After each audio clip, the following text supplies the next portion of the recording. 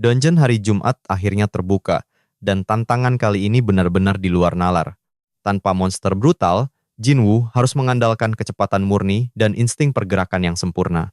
Hitung mundur dimulai, dia memanggil Wind Falcon, memicu buff kecepatan, dan melesat bagai peluru tajam. Meski hujan proyektil datang dari segala arah, Jinwoo tak membiarkan ritmenya melambat satu detik pun. Dulu ini hanyalah panggung game di balik layar, tapi sekarang sensasi nyatanya jauh lebih memacu adrenalin. Saat semua orang terpaku pada jalur utama, Jinwoo justru mengungkap jalan pintas rahasia miliknya sendiri. Menyelam bersama lumba-lumba, meluncur di bawah jebakan, lalu terbang tinggi dengan Wyvern menuju garis akhir. Hanya dalam sekejap mata, dia berhasil mencapai finish dan membuktikan siapa penguasa sebenarnya. Kekuatan luar biasa ini bukan kebetulan. 10 tahun hidupnya ia dedikasikan hanya untuk Battle of Summoners. Di saat orang lain menganggapnya game sampah, dia membangun kerajaan dan menjadi legenda berjuluk Jinwoo God. Setelah menaklukkan lantai 100 yang mustahil, Jinwoo berencana pensiun dan hidup sebagai manusia normal. Namun tepat setelah kemenangan itu diraih, takdir dunia berputar 180 derajat. Layar raksasa membelah langit, gulungan sihir berjatuhan, dan monster mengerikan mulai merangkak keluar dari kegelapan. Sebelum sempat mencerna kekacauan itu, sebuah truk menghantamnya hingga ia kehilangan kesadaran total. Saat terbangun 3 tahun kemudian, dunia telah berubah menjadi panggung game yang mengerikan. Para monster berkeliaran bebas, dan seluruh dunia kini memburu sosok legendaris yang menaklukkan lantai terakhir. Kini Jinwoo hanya punya satu pilihan, bangkit kembali dan menjadi yang terkuat di realitas baru. Pasca keluar dari rumah sakit, dia mulai meneliti aturan baru yang mengatur dunia yang kacau ini. Semua sistem game kini nyata, mulai dari pertarungan antar pemain, raid boss, hingga dungeon mematikan. 3 tahun berlalu, dan umat manusia dipaksa beradaptasi hidup berdampingan dengan para makhluk summon. Namun bagi Jinwoo, ini adalah dunianya. Saat tutorial dimulai, dia pun segera membuka inventaris kubus miliknya. Dia segera menuju area terpencil, tak ada yang tahu makhluk apa yang akan muncul dari panggilan pertamanya. Sebagai hadiah tutorial, dia menerima 2 gulungan pemanggilan tingkat rendah untuk memulai langkah awalnya. Sistem memperingatkannya dengan tegas bahwa lebih aman untuk menggunakan gulungan ini di area terbuka. Sambil menggenggam gulungan itu, Jinwoo akhirnya sadar bahwa kehidupan lamanya telah berakhir selamanya. Kini dia hanya bisa berharap mendapatkan sesuatu yang layak, karena summon sampah berarti hukuman mati. Kecemasan melanda karena game ini terkenal dengan persentase drop rate yang sangat kejam dan tidak masuk akal. Peluang rang D hanya 1%, sementara rang F yang tidak berguna mendominasi 94%. Sebelum merobek gulungan itu, dia berdoa pada semua dewa, berharap mendapatkan rank I yang setidaknya berguna. Dengan tangan gemetar, dia merobek gulungan itu, menanti takdir apa yang akan menyambutnya. Cahaya menyilaukan meledak. Sebuah lingkaran sihir kuno terbentuk, dan sesosok makhluk mulai menampakkan diri. Ternyata, itu adalah peri angin rank X. Jinwoo terpaku karena peringkat misterius itu tidak pernah ada sebelumnya. Sang peri tampak linglung, hingga tatapannya bertemu dengan sosok Jinwoo yang berdiri di hadapannya. Dia berteriak histeris, tak menyangka bahwa dirinya benar-benar ditarik masuk ke dunia nyata sebagai summon. Jinwoo tak kalah terkejut melihat summon yang bisa bicara, lalu dengan ragu ia memanggil nama Ramba. Sang peri terkesiap. Hanya satu orang di semesta ini yang memanggilnya dengan nama akrab itu, Jinwoo God. Sadar siapa tuannya, dia langsung menerjang dan memeluk Jinwoo erat, meluapkan kerinduan yang mendalam. Jinwoo akhirnya teringat bahwa dia pernah memiliki peri rank E yang sangat setia di masa lalu. Jika dikombinasikan dengan rune yang tepat, peri ini adalah unit dewa yang mampu mendongkrak kecepatan serangan. Karena mereka telah berjuang bersama begitu lama, Jinwoo akhirnya memberinya nama panggilan spesial, Ramba. Namun seingatnya, Ramba telah dihapus dari sistem karena bug pada pembaruan tahun pertama. Pengembang menghapusnya karena dianggap merusak keseimbangan game, membuat Jinwoo murka setelah setahun penuh merawatnya. Saat memeriksa status Ramba, Jinwoo bingung melihat keterangan bahwa perinya baru saja keluar dari karantina. Dengan mata yang mulai berkaca-kaca dan suara yang bergetar, Ramba bercerita bahwa dia tiba-tiba diseret ke ruang hampa aneh dan dikurung tanpa bisa melarikan diri. Ia menggenggam tangan Jinwoo erat, memohon agar mereka takkan pernah terpisahkan lagi selamanya. Saat Jinwoo bertanya siapa yang mengurungnya, memori gadis itu seolah tersegel rapat oleh kekuatan misterius. Rasa sakit hebat menghantam kepalanya, membuat Jinwoo sadar ada batasan sihir yang mengunci ingatannya. Hal ini mencegahnya mengenali sang pelaku, bahkan ia tak mengingat detail karantina kelam yang mereka lalui. Dari pengakuannya, Jinwoo menyadari bahwa gadis ini bukan satu-satunya yang menjadi tawanan di sana. Ia pun bertanya apakah ada summon lain yang bernasib tragis dan terbelenggu sepertinya. Dia membenarkan hal itu, meski tak saling kenal karena terpisah ruangan. Setidaknya ada 10 summon lain di sana. Sontak Jinwoo tersadar bahwa mereka adalah 10 summon miliknya yang lenyap karena dianggap bug sistem dulu. Ramba menjelaskan bahwa mereka hanya mendapatkan celah untuk meloloskan diri dari penjara karantina tersebut. Setiap kali Jinwoo merobek gulungan pemanggil, karena getaran panggilannya akhirnya terasa kembali setelah sekian lama. Ini membuktikan firasatnya bahwa hanya dialah satu-satunya yang mampu memanggil summon peringkat X yang legendaris. Ia bertanya-tanya apakah kekuatan ini adalah hadiah atas keberhasilannya menaklukkan lantai 100 menara ujian. Berharap keberuntungan berlanjut, Jinwoo merobek gulungan lainnya, namun yang muncul hanyalah gorila berbulu peringkat F. Meski kecewa, hal ini mempertegas bahwa drop rate peringkat X memang benar-benar acak dan sangat langka. Jinwoo mengutuk sistem game sampah ini. Ia harus merobek lebih banyak gulungan demi memburu summon X lainnya. Ia yakin akan menjadi jauh lebih kuat dari masa jayanya jika berhasil mengumpulkan seluruh summon peringkat X. Jinwoo kemudian memperingatkan Ramba untuk berhenti memanggilnya Jinwoo God dan cukup menyebut namanya saja. Hal ini karena gelar tersebut telah disebarkan ke seluruh dunia oleh 5 kaisar selama 3 tahun, ia menghilang. Ia belum bisa memastikan seberapa jauh kesenjangan kekuatan mereka atau bahaya tersembunyi yang mungkin mengancamnya. Jika dunia tahu ia mengendalikan summon rank X, ia hanya akan menjadi sasaran kecemburuan dan ancaman besar. Tiba-tiba bumi berguncang. Sebuah dungeon muncul di hadapannya, dan sistem mengumumkan fase perjuangan berikutnya telah dimulai. Sempat ragu sejenak, Jinwoo kembali membangkitkan tekadnya sebagai pemain paling perkasa di masa lalu. Namun ia sadar, aturan dalam game kini telah menyatu dengan realita yang jauh lebih kejam. Menenangkan diri karena ini hanyalah dungeon tutorial, Jinwoo memantapkan hati untuk masuk demi beradaptasi dengan kenyataan. Begitu melangkah masuk, aura mencekam dan hawa dingin langsung menyelimuti atmosfer di dalam dungeon tersebut. Sistem mewajibkannya membentuk tim summon untuk bertarung. Saat ini, ia hanya memiliki Ramba dan si gorila berbulu. Padahal, slot maksimal untuk membentuk satu tim tempur yang ideal adalah 5 summon. Kini sistem menantangnya, apakah ia sudah siap bertempur meski hanya membawa 2 summon saja. Normalnya, orang akan memenuhi tim mereka untuk selamat. Namun Jinwoo harus maju meski pasukannya sangat terbatas. Walau terlihat nekat, Jinwoo percaya bahwa strategi yang tepat mampu menaklukkan rintangan mustahil sekalipun. Baginya, menghadapi dungeon maut yang mengerikan sudah menjadi makanan sehari-hari selama ribuan kali. Dengan seluruh rute pertarungan yang sudah terukir jelas di kepalanya, Jinwoo menerima tantangan mematikan itu. Setelah tantangan diterima, monster pemangsa muncul dari kegelapan. Seekor serigala abu-abu yang tampak sangat kelaparan. Ia harus membantai serigala itu untuk keluar. Sebuah perisai pelindung aktif di tubuhnya, sementara para summon mulai menyerang. Jinwoo takjub melihat sistem proteksi pemain dari game ternyata diimplementasikan secara nyata di dunia ini. Namun peringatan sistem sangat jelas. Tanpa perisai aktif, satu serangan saja akan langsung merenggut nyawanya.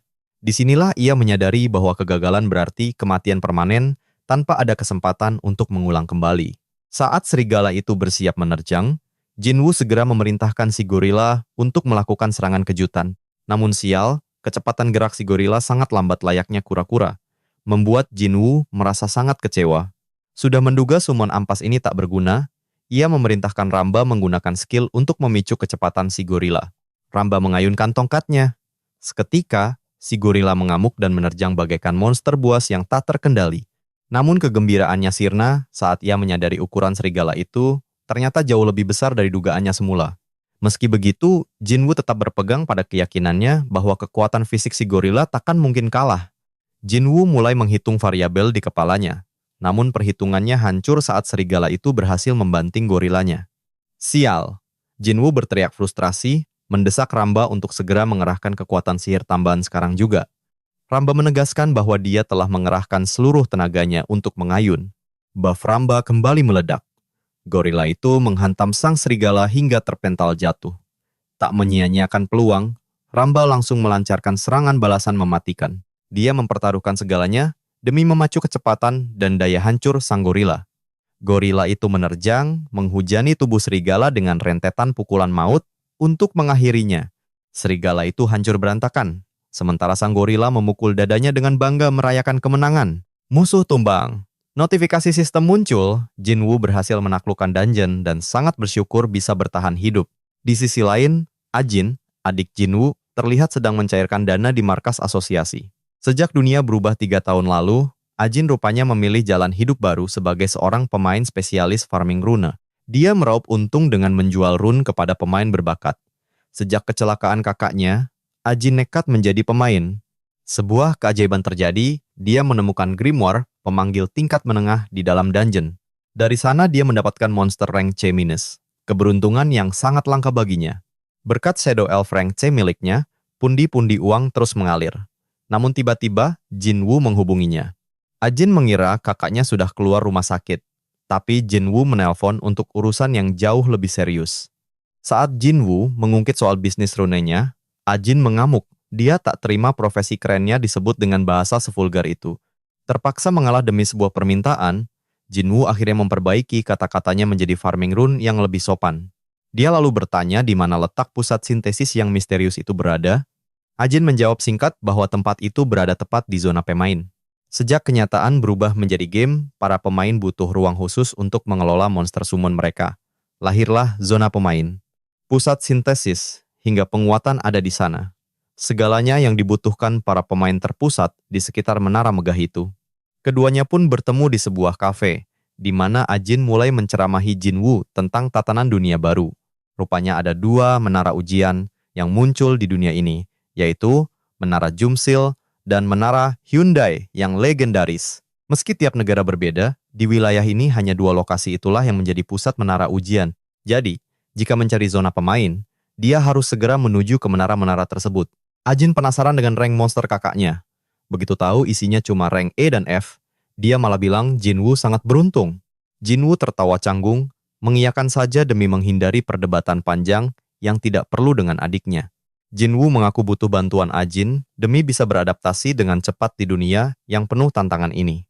Dia bahkan berjanji akan memberinya uang jajan tambahan sebagai imbalan atas bantuannya nanti. Ajin kaget melihat kakaknya berlagak dermawan, padahal penghasilannya sendiri jauh lebih besar dari Jinwoo. Dengan percaya diri, Jinwoo berkelakar bahwa dia bisa saja menjadi pemain terkuat di dunia suatu saat nanti. Ajin langsung mengejeknya, menyuruh kakaknya berhenti bermimpi bisa menyamai kekuatan dahsyat dari 5 kaisar. Baginya, 5 kaisar adalah sekumpulan jenius yang levelnya mustahil digapai oleh orang biasa seperti mereka. Jinwoo hanya tersenyum simpul, lalu mendesak adiknya untuk segera menunjukkan lokasi zona pemain yang sangat membuat dia penasaran. Di tengah perjalanan, Ajin bertanya tentang monster hasil gacanya. Jinwoo menjawab dengan santai, "Pri angin." Ajin sontak kebingungan. Seumur hidupnya, dia belum pernah mendengar ada jenis monster pemanggil bernama Pri angin. Dia menyuruh Jinwoo memanggilnya, namun ditolak mentah-mentah. Ajin langsung sewot dan mengomelinya karena bersikap sangat pelit pada adiknya sendiri. Akhirnya Jinwoo setuju, tapi dengan syarat, Ajin harus menunjukkan miliknya terlebih dahulu. Dengan bangga, Ajin memanggil monsternya sambil memperingatkan kakaknya agar tidak mati karena iri melihat kehebatannya. Melihat rasa percaya diri adiknya yang meluap-luap, Jinwoo jadi penasaran harta karun apa yang dia sembunyikan. Saat cahaya memudar, muncullah sosok Shadow Elf rank C yang berdiri dengan anggun di depan mereka. Namun Jinwoo justru terlihat sangat kecewa. Membuat Ajin naik pitam melihat reaksi dingin kakaknya yang menyebalkan. Dia menegaskan bahwa rank C adalah kasta bangsawan tinggi yang tak pantas dihina oleh pemain amatir. Sepertinya, dalam hati Jinwoo tak percaya. Baginya Shadow Elf hanyalah bahan tumbal yang dulu sering dia buang di laboratorium fusi. Jinwoo bertanya apakah elf itu bisa bicara, sebuah pertanyaan yang terdengar sangat konyol bagi Ajin maupun sang elf. Jinwoo mencoba menyapa sang elf, tapi malah terlihat bodoh. Ajin membentaknya, menjelaskan bahwa monster pemanggil itu mustahil bisa bicara. Detik itu juga, Jinwoo baru menyadari bahwa kemampuan bicara Ramba adalah sebuah anomali yang sangat luar biasa. Jinwoo kembali mendesak. Namun Ajin memperjelas kalau para makhluk summon sejatinya adalah entitas bisu tanpa suara sama sekali.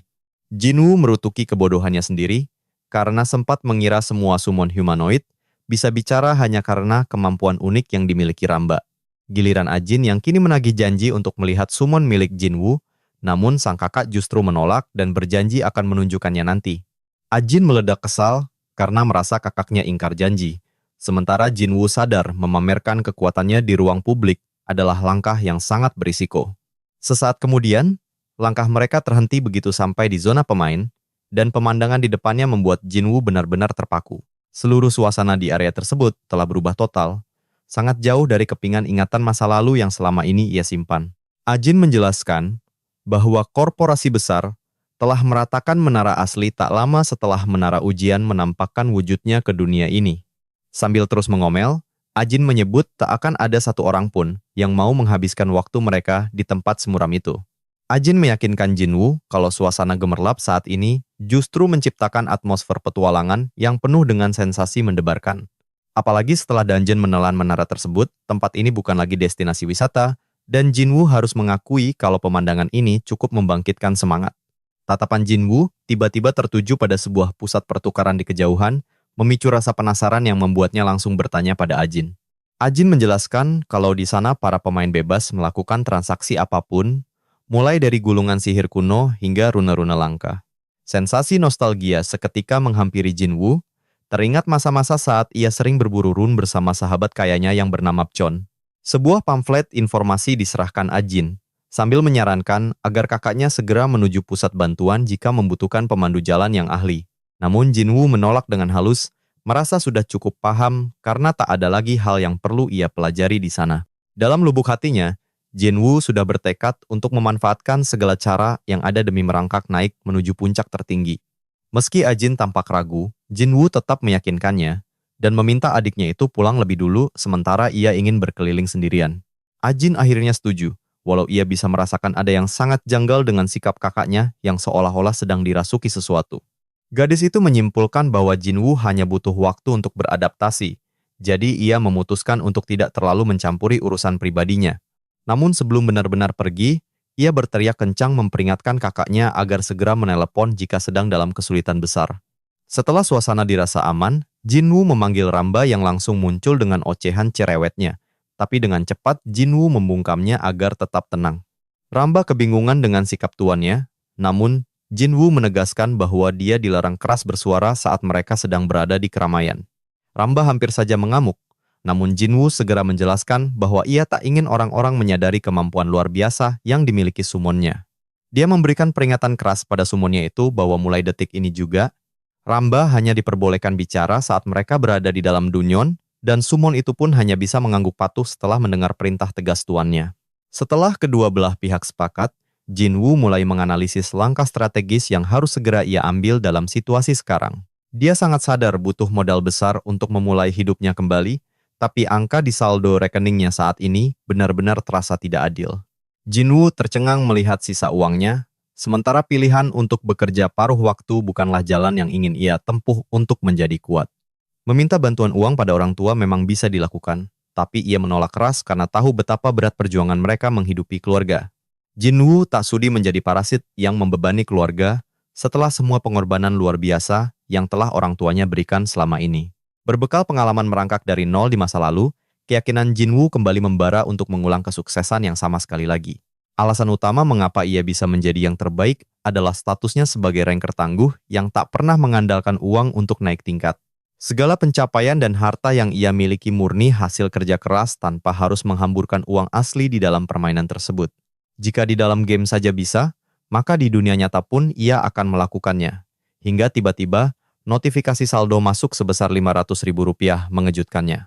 Hal ini membuatnya sangat terkejut, karena seingatnya ia tidak pernah meminta pinjaman uang kepada siapapun dalam waktu dekat. Saat memeriksa riwayat transaksi dengan teliti, jantungnya berdegup kencang menyadari bahwa kiriman uang itu ternyata datang dari ibunya. Perasaan Jinwoo benar-benar campur aduk, karena ia sangat tahu betapa banyak keringat dan pengorbanan yang ibunya berikan demi uang tersebut. Dengan nada suara penuh haru, ia berterima kasih pada ibunya dan berjanji akan mengangkat derajat keluarganya saat ia berhasil sukses nanti. Mengingat dunia sudah memiliki keunggulan 3 tahun lebih awal, Jinwoo sadar bahwa setiap detik yang ia miliki sangat berharga untuk disia-siakan. Strateginya sudah bulat, dia harus segera menaklukkan Dungeon demi mengumpulkan material, yang berarti membentuk tim adalah prioritas utama yang harus dilakukan. Tanpa membuang waktu, ia segera membeli 3 gulungan summon tingkat rendah demi mengadu peruntungan untuk mendapatkan sekutu yang kuat. Sayangnya tarikan pertamanya benar-benar ampas, dan pada akhirnya hanya menyisakan seekor kadal beracun peringkat E, sebagai hasil terbaiknya. Karena berhasil mendapatkan 2 unit peringkat E dari 5 kali percobaan, ia merasa telah berhasil mematahkan probabilitas 5% yang mustahil. Walau kadal beracun itu cukup berguna, 2 summon lainnya tidaklah menarik dan hanya akan ia gunakan sebagai tumbal pengisi slot sementara. Kini dengan tim yang sudah terkumpul, Jinwoo siap memulai grind tanpa henti, memburu rune dan merobek gulungan takdir demi evolusi kekuatannya. Keyakinan Jinwoo begitu kokoh karena ribuan pengalamannya telah membentuk insting yang tak tergoyahkan.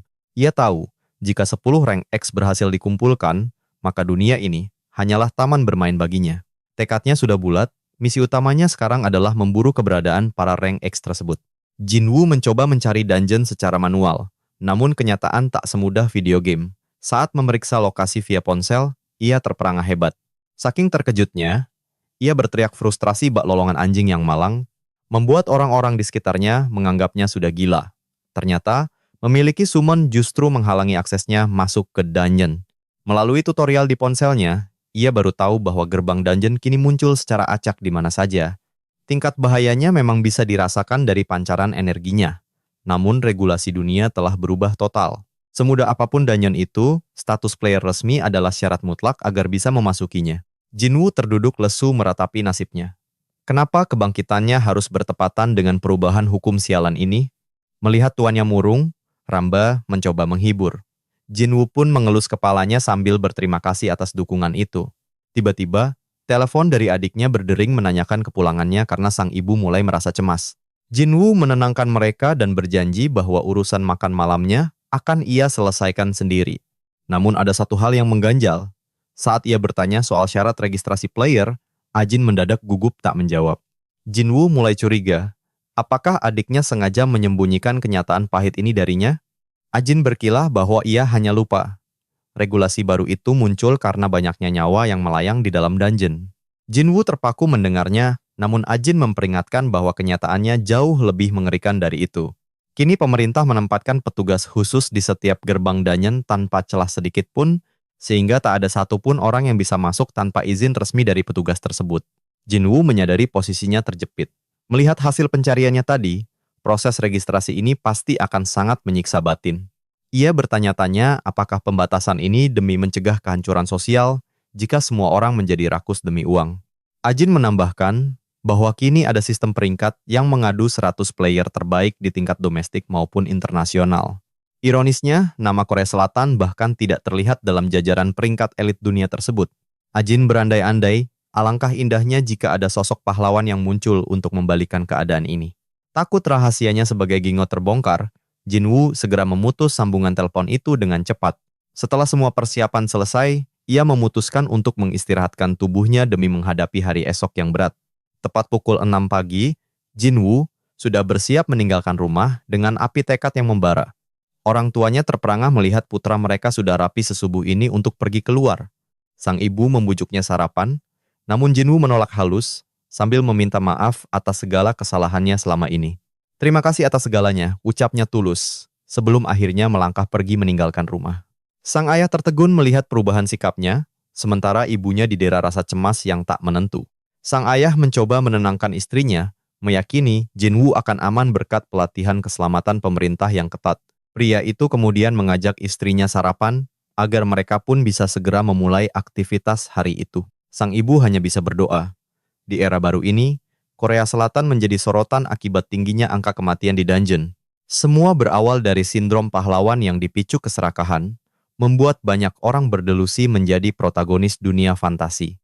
Akibat kecerobohan dan ambisi buta tersebut, ribuan nyawa terkubur sia-sia di dalam kegelapan dungeon. Dampaknya sungguh sangat tragis bagi reputasi negara, hingga media asing menjuluki mantan raksasa gaming ini sebagai pecundang di dasar peringkat dunia. Jinwoo miris melihat delusi maut itu, walau ia sadar dirinya pun pernah kecanduan game selama 10 tahun. Tak lama kemudian, ia tiba di asosiasi untuk mendaftarkan dirinya secara resmi sebagai seorang player. Dengan penuh rasa penasaran, Jinwoo bertanya mengenai jumlah kuota kualifikasi player yang tersedia. Petugas menjawab bahwa dari ribuan pendaftar, hanya 50 orang terbaik yang akan menyandang gelar player. Persaingan ini gila. Ada lebih dari 1.000 peserta yang memiliki ambisi serupa dengan dirinya saat ini. Meski begitu, keyakinan Jinwoo tetap membaja. Ia yakin sanggup menyingkirkan semua pesaingnya dengan mudah.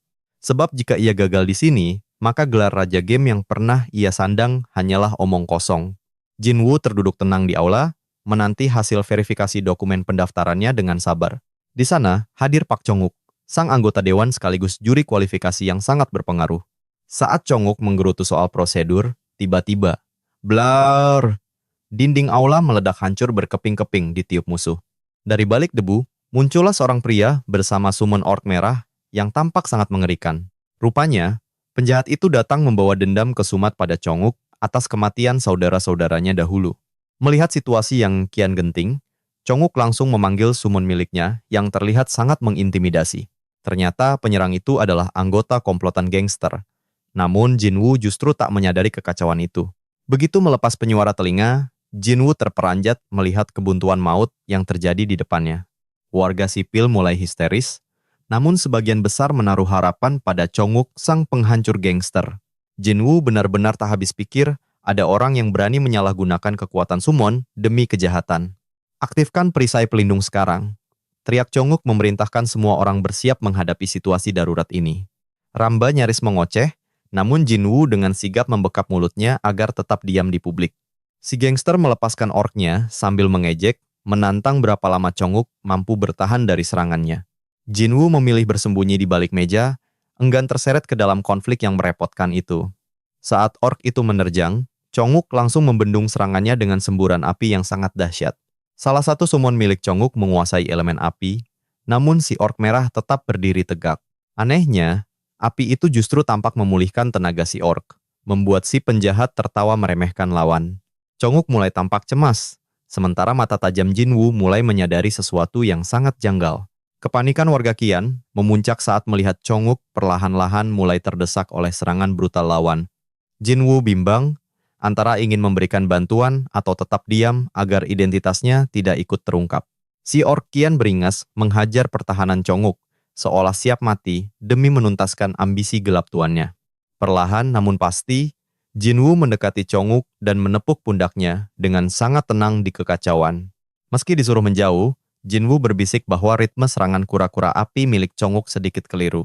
Dia memperingatkan sang juri untuk memperhatikan para pendukung yang bersembunyi di belakang ork merah. Ternyata ada buff resistensi api yang terus dirapalkan, membuat serangan elemen api menjadi sia-sia belaka. Chong-wook tersentak tak percaya.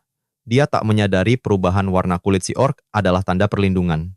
Mengetahui celahnya, Chong-wook memerintahkan kura-kura apinya untuk menghanguskan seluruh musuh tanpa sisa, termasuk pendukungnya. Strategi itu berhasil telak. Si orc dan para pengikutnya langsung terpanggang tak berdaya dalam sekejap. Si penjahat berteriak histeris, tak menyangka rahasia kekuatannya bisa terbongkar dengan begitu mudahnya oleh Chong-wook. Dalam sekejap, seluruh summon miliknya musnah dan perisai pelindungnya hancur berkeping-keping di hadapan lawan. Merasa riwayatnya telah tamat, pria itu mulai merengek ketakutan dan memohon untuk menyerahkan diri saja. Namun Chong-wook tak kenal ampun. Dia mencengkeram si gangster dan menegaskan bahwa eksekusi adalah kepastian. Air mata penyesalan mengalir deras tepat sebelum nyawa pria itu direnggut secara paksa dan brutal. Darah terpercik kemana-mana, disusul sorak-sorai warga yang merayakan kemenangan mutlak sang juri kualifikasi. Jinwoo terpaku melihat pemandangan itu, merasa ngeri betapa mudahnya nyawa seseorang dihabisi dalam dunia baru. Dia pun menyadari bahwa dunia telah berubah, dan bertahan hidup membutuhkan tekad yang sangat kuat. Di tengah suasana itu, Chong-wook berjalan menghampiri Jinwoo untuk mengucapkan terima kasih atas bantuannya. Saat ditanya dari guild mana asalnya, Jinwoo dengan rendah hati menjawab bahwa dia belum terdaftar. Jinwoo menjelaskan bahwa dirinya hanyalah warga biasa yang bahkan belum memiliki status pemain resmi. Chong-wook terkejut luar biasa. Bagaimana mungkin seorang non-pemain bisa menganalisis mekanisme buff summon seakurat itu? Setelah meminta kartu identitas Jinwoo, sang anggota dewan berjanji akan memberikan hadiah yang sangat layak. Chong-wook memastikan bahwa setelah verifikasi latar belakang selesai, hadiah resmi akan segera dikirimkan kepadanya nanti. Jinwoo pergi dengan perasaan lega, sementara Chong-wook segera memerintahkan asistennya menyelidiki data pemuda misterius. Malam itu, Jinwoo memberikan donat besar sebagai hadiah untuk Ramba yang sudah bersikap manis. Dan di saat yang bersamaan, sebuah rencana besar mulai bergerak di balik bayang-bayang kota. Niat baiknya malah memicu perhatian yang sangat berbahaya. Kekacauan meningkat, Jinwoo butuh summon rank X secepatnya. Target utama, sang Dragon Mage, dan para instruktur. Rank E saja, 3 tahun Jinwoo terkapar koma. Akhirnya terungkap mengapa status playernya tidak pernah terdaftar. Kecelakaan awal era Chaos memang fenomena yang wajar. Luar biasa, pasca siuman, dia langsung mendaftar player. Berkas itu nyata, sang asisten tidak sedang membual.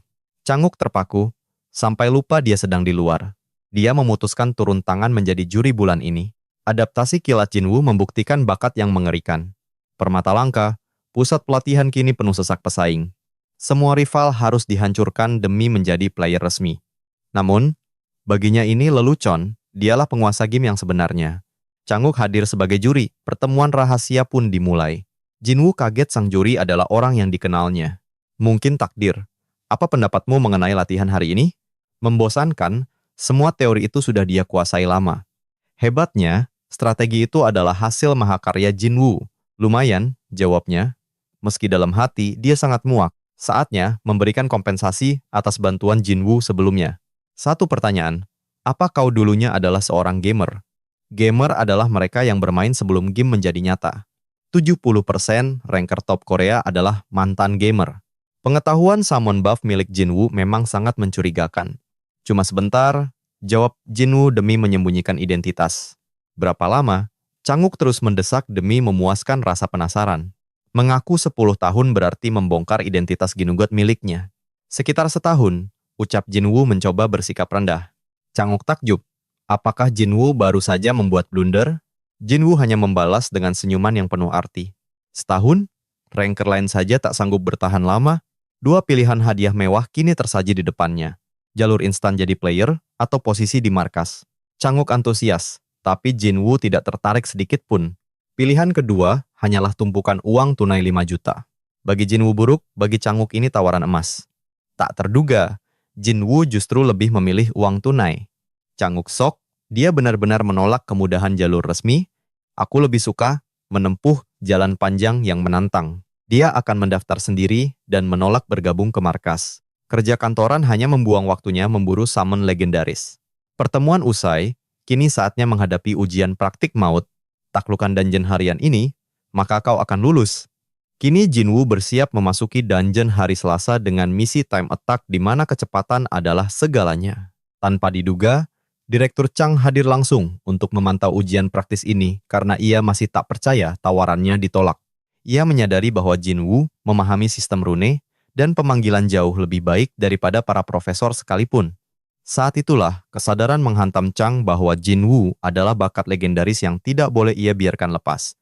Sambil menggigit jari karena menyesal, Chang bertanya-tanya apakah seharusnya ia menawarkan syarat yang jauh lebih menggiurkan sebelumnya. Setelah instruktur selesai memberikan penjelasan, mereka memberikan lampu hijau bagi Jinwoo untuk segera menerjang masuk ke dungeon. Bersama para panggilannya, Jinwoo melangkah masuk sementara sistem memerintahkannya untuk membantai seluruh koloni slime yang menjijikan. Jinwoo pun memanggil Ramba. Kau tahu apa yang harus dilakukan? Ramba pun mengangguk mantap, siap beraksi. Seketika, Ramba merapalkan sihir penguat yang membuat daya hancur dan kecepatan sang gorila tempur meledak luar biasa. Ternyata dungeon hari Selasa ini berbentuk labirin rumit, memaksa siapapun bertarung menembus kerumunan slime untuk mencapai bos. Bagi pemula, tempat ini hanyalah jebakan waktu. Namun Jinwoo bukanlah amatir. Ia memilih mengabaikan musuh-musuh lemah yang lamban. Baginya, dungeon ini adalah tempat lama yang sudah terlalu sering ia taklukkan hingga terasa sangat membosankan. Tanpa membuang waktu, Jinwoo langsung melesat ke bagian terdalam dungeon demi menghadapi sang penguasa, King Slime raksasa. Atas perintah Jinwoo, sang gorila menerjang maju dengan beringas ke arah King Slime seperti meteor jatuh. Dengan hantaman tangan ganda yang brutal, King Slime pun hancur lebur. Jinwoo tersenyum puas melihat efisiensi anak buahnya. Sihir penguat Ramba benar-benar gila. Sanggup membuat hunter peringkat F sekalipun terlihat seperti monster penghancur yang mengerikan. Sambil melihat King Slime yang kini mencair, Jinwoo membayangkan betapa ngerinya jika seluruh pasukannya mendapatkan kekuatan serupa.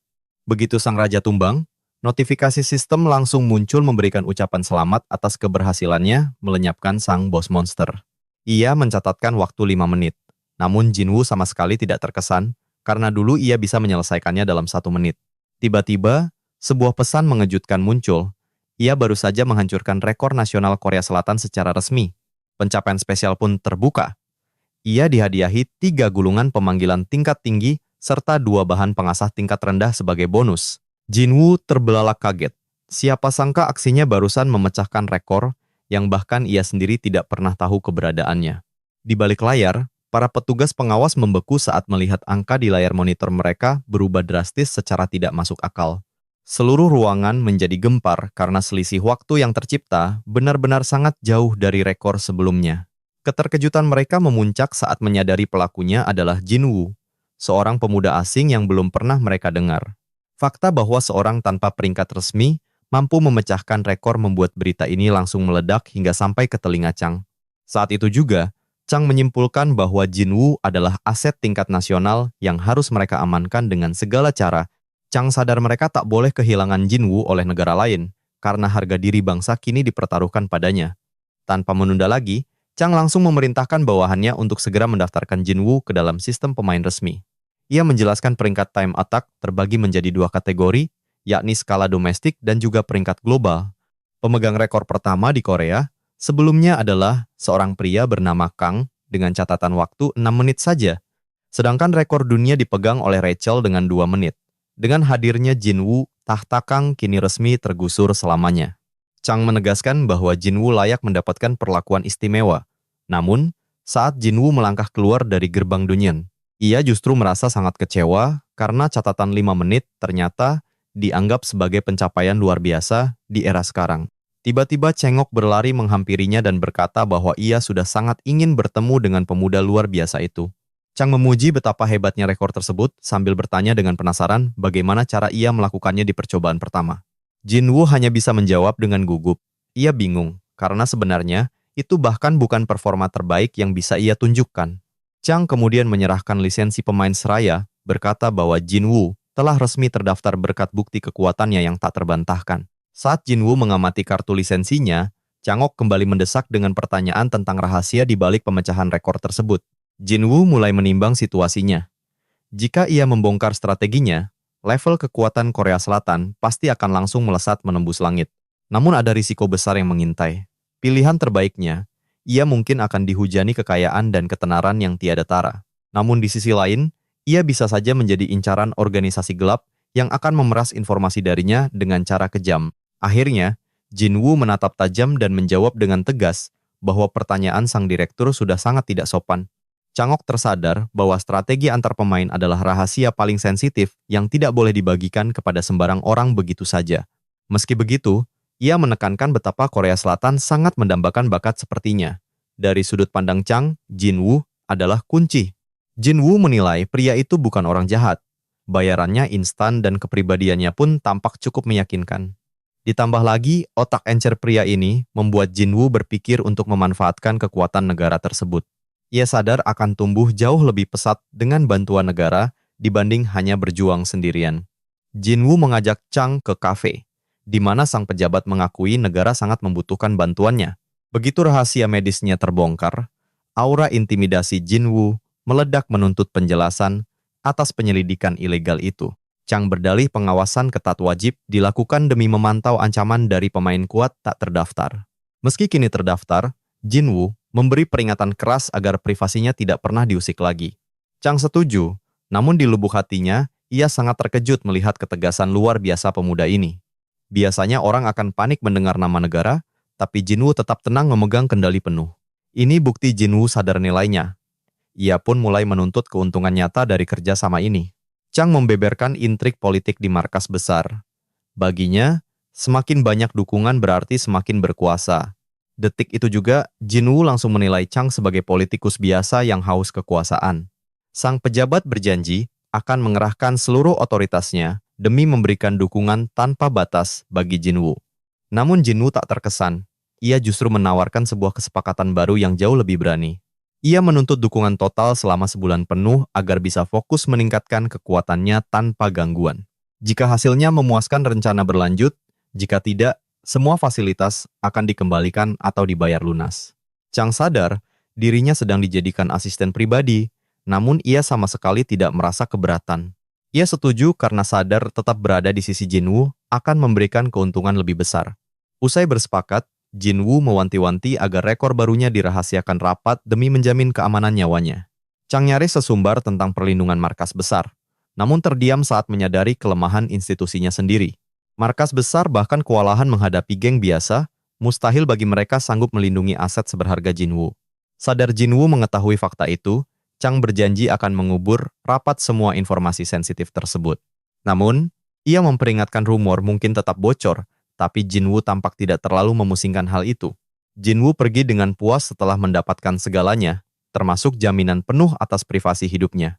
Sambil berjalan, ia memeriksa jarahan. 3 gulungan pemanggil tingkat tinggi kini ada di genggamannya. Menariknya, sistem tetap memberi hadiah pencapaian meski rekor itu sudah pernah dipecahkan orang lain.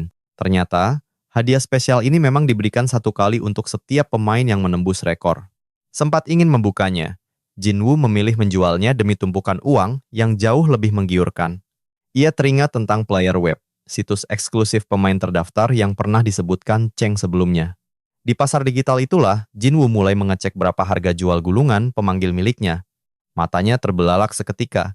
1 gulungan itu dihargai hingga 3 juta won di pasaran saat ini. Jinwoo seolah tak percaya bisa meraup kekayaan sebanyak itu hanya dalam 5 menit saja. Ternyata, cari uang sangat mudah. Ia tak sabar memberikan kehidupan mewah bagi keluarganya segera. Strateginya, jual gulungan mahal, lalu borong gulungan murah demi panggilan peringkat X yang curang. Kekuatan dari peringkat X ini dipastikan jauh melampaui hasil rata-rata gulungan tingkat tinggi sekalipun. Namun Jinwoo heran, mengapa gulungan tingkat rendah yang umum dipatok stabil 5.000 won, padahal jumlah penjual membeludak dibanding pembeli. Seharusnya hukum pasar membuat harganya terjun bebas. Karena penasaran, ia menghubungi Ajin yang menjelaskan bahwa markas besar memonopoli pembelian gulungan itu. Ajin membeberkan alasannya, pemerintah mengklaim ini adalah bentuk dukungan bagi para pemain tingkat atas. Pemerintah memborongnya dengan dana negara seharga 5.000 won meskipun dengan batas pembelian harian.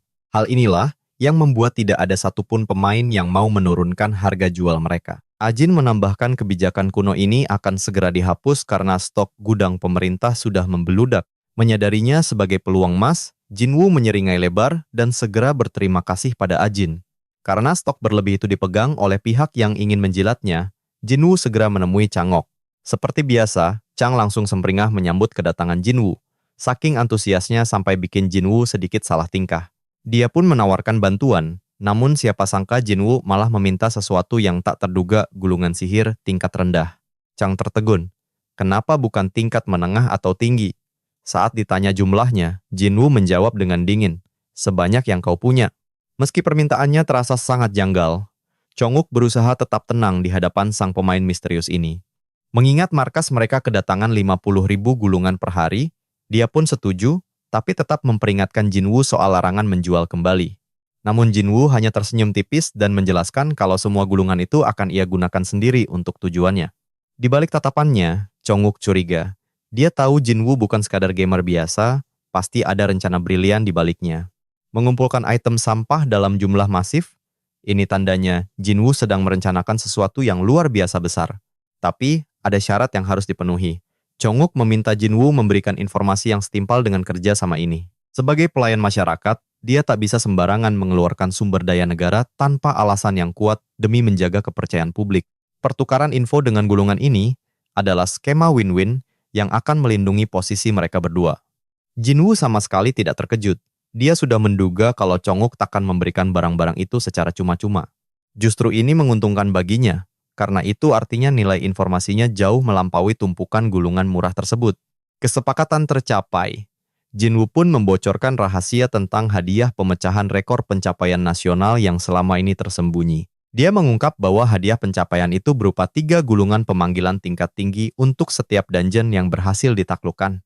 Dan kejutan besarnya, pemain lain bisa mengklaim hadiah yang sama asalkan mereka berhasil melampaui rekor waktu sebelumnya. Bayangkan jika para pemain bergantian memecahkan rekor seperti lari estafet. Hadiah maksimal pun bisa diraup dalam sekejap mata. Strategi ini otomatis akan mendongkrak peringkat nasional. Chang berujar kalau beberapa pemain top mereka sebenarnya sudah mencoba metode ini. Namun, dia sadar potensinya masih masif karena masih banyak pemain lain yang belum sempat mengklaim hadiah pencapaian tersebut. Begitu Jinwoo menyebut ini kunci untuk dungeon hari Selasa, mata Chonguk langsung berbinar. Dia yakin inilah rahasia Jinwoo memecahkan rekor pertama. Padahal, Jinwoo tahu bukan itu teknik yang sebenarnya dia gunakan untuk mencapai puncak. Tapi, dia membiarkan kesalahpahaman itu berlanjut. Itu cara sempurna untuk menjauhkan kecurigaan Chonguk dari rahasia aslinya. Itulah cara yang kugunakan, ucap Jinwoo dingin. Dengan taktik ini, siapapun bisa melibas dungeon Selasa dalam waktu kurang dari 3 menit. Chang terperangah mendengarnya. Namun sebelum dia sempat mencecar lebih jauh, Jinwoo langsung menagih bayaran. Ingin info tambahan? Siapkan saja 50 gulungan pemanggilan tingkat tinggi sebagai maharnya. Nyawa Chang rasanya hampir melayang. Harga 50 gulungan tingkat tinggi itu setara dengan 150 juta won. Melihat Chang mulai ragu, Jinwoo memberikan sedikit bocoran tambahan untuk memancing rasa ingin tahunya. Dia menjamin kalau metode ini efektif untuk dungeon tingkat rendah maupun tingkat tertinggi sekalipun. Nilai hadiah dari dungeon-dungeon itu bisa mencapai puluhan miliar. Chonguk pun terdiam, menyadari kalau kalkulasi Jinwoo memang tepat sasaran. Dibandingkan dengan apa yang mereka keluarkan, keuntungan dari strategi ini jelas jauh lebih menggiurkan. Akhirnya dia setuju membayar setelah verifikasi, bahkan menjanjikan suplai 10.000 gulungan tingkat rendah setiap hari untuk Jinwoo. Jinwoo tersenyum penuh arti dan menjamin kalau Chonguk takkan pernah menyesali keputusan besar ini. Malam itu juga, Chonguk mengumpulkan timnya secara mendadak. Semua orang bingung kenapa mereka dipanggil setelah jam kerja berakhir.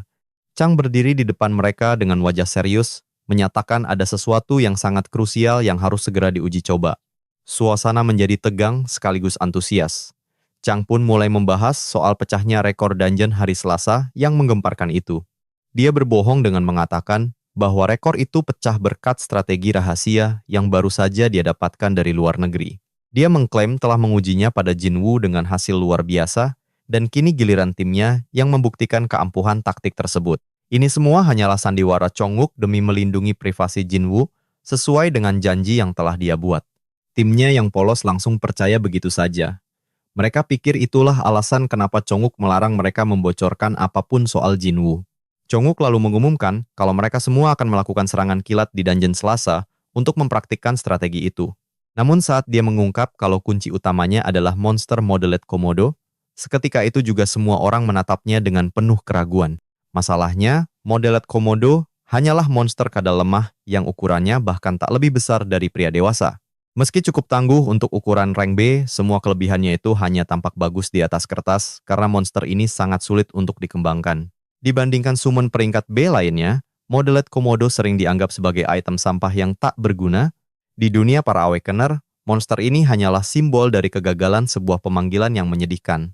Namun, rahasia besarnya adalah si Komodo ini sangat rakus melahap slime raksasa, membuat pembersihan dungeon secepat kilat. Usai Chonguk membeberkan taktik jeniusnya, mereka pun mulai beraksi membabat habis isi dungeon secara bergantian. Semua tercengang, berkat nafsu makan Komodo yang buas, mereka sampai di ruang bos dalam waktu kurang dari 4 menit saja.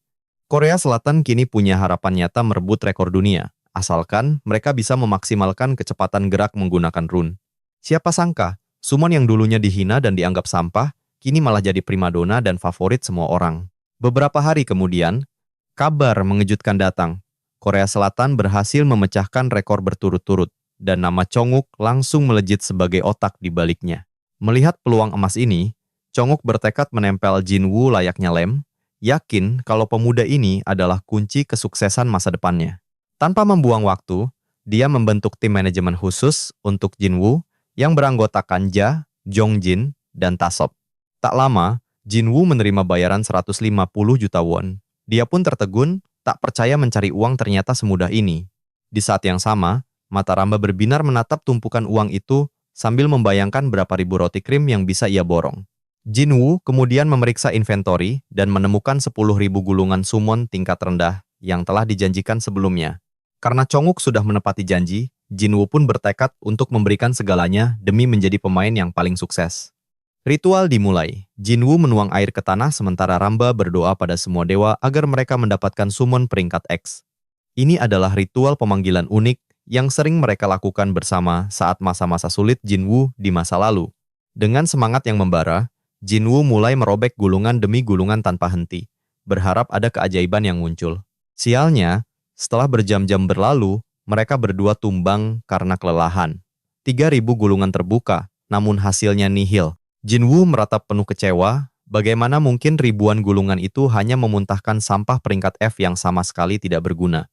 Ramba pun menjewer telinganya, menyebut Jinwoo bodoh karena mengira summon peringkat X bisa muncul semudah membalikkan telapak tangan.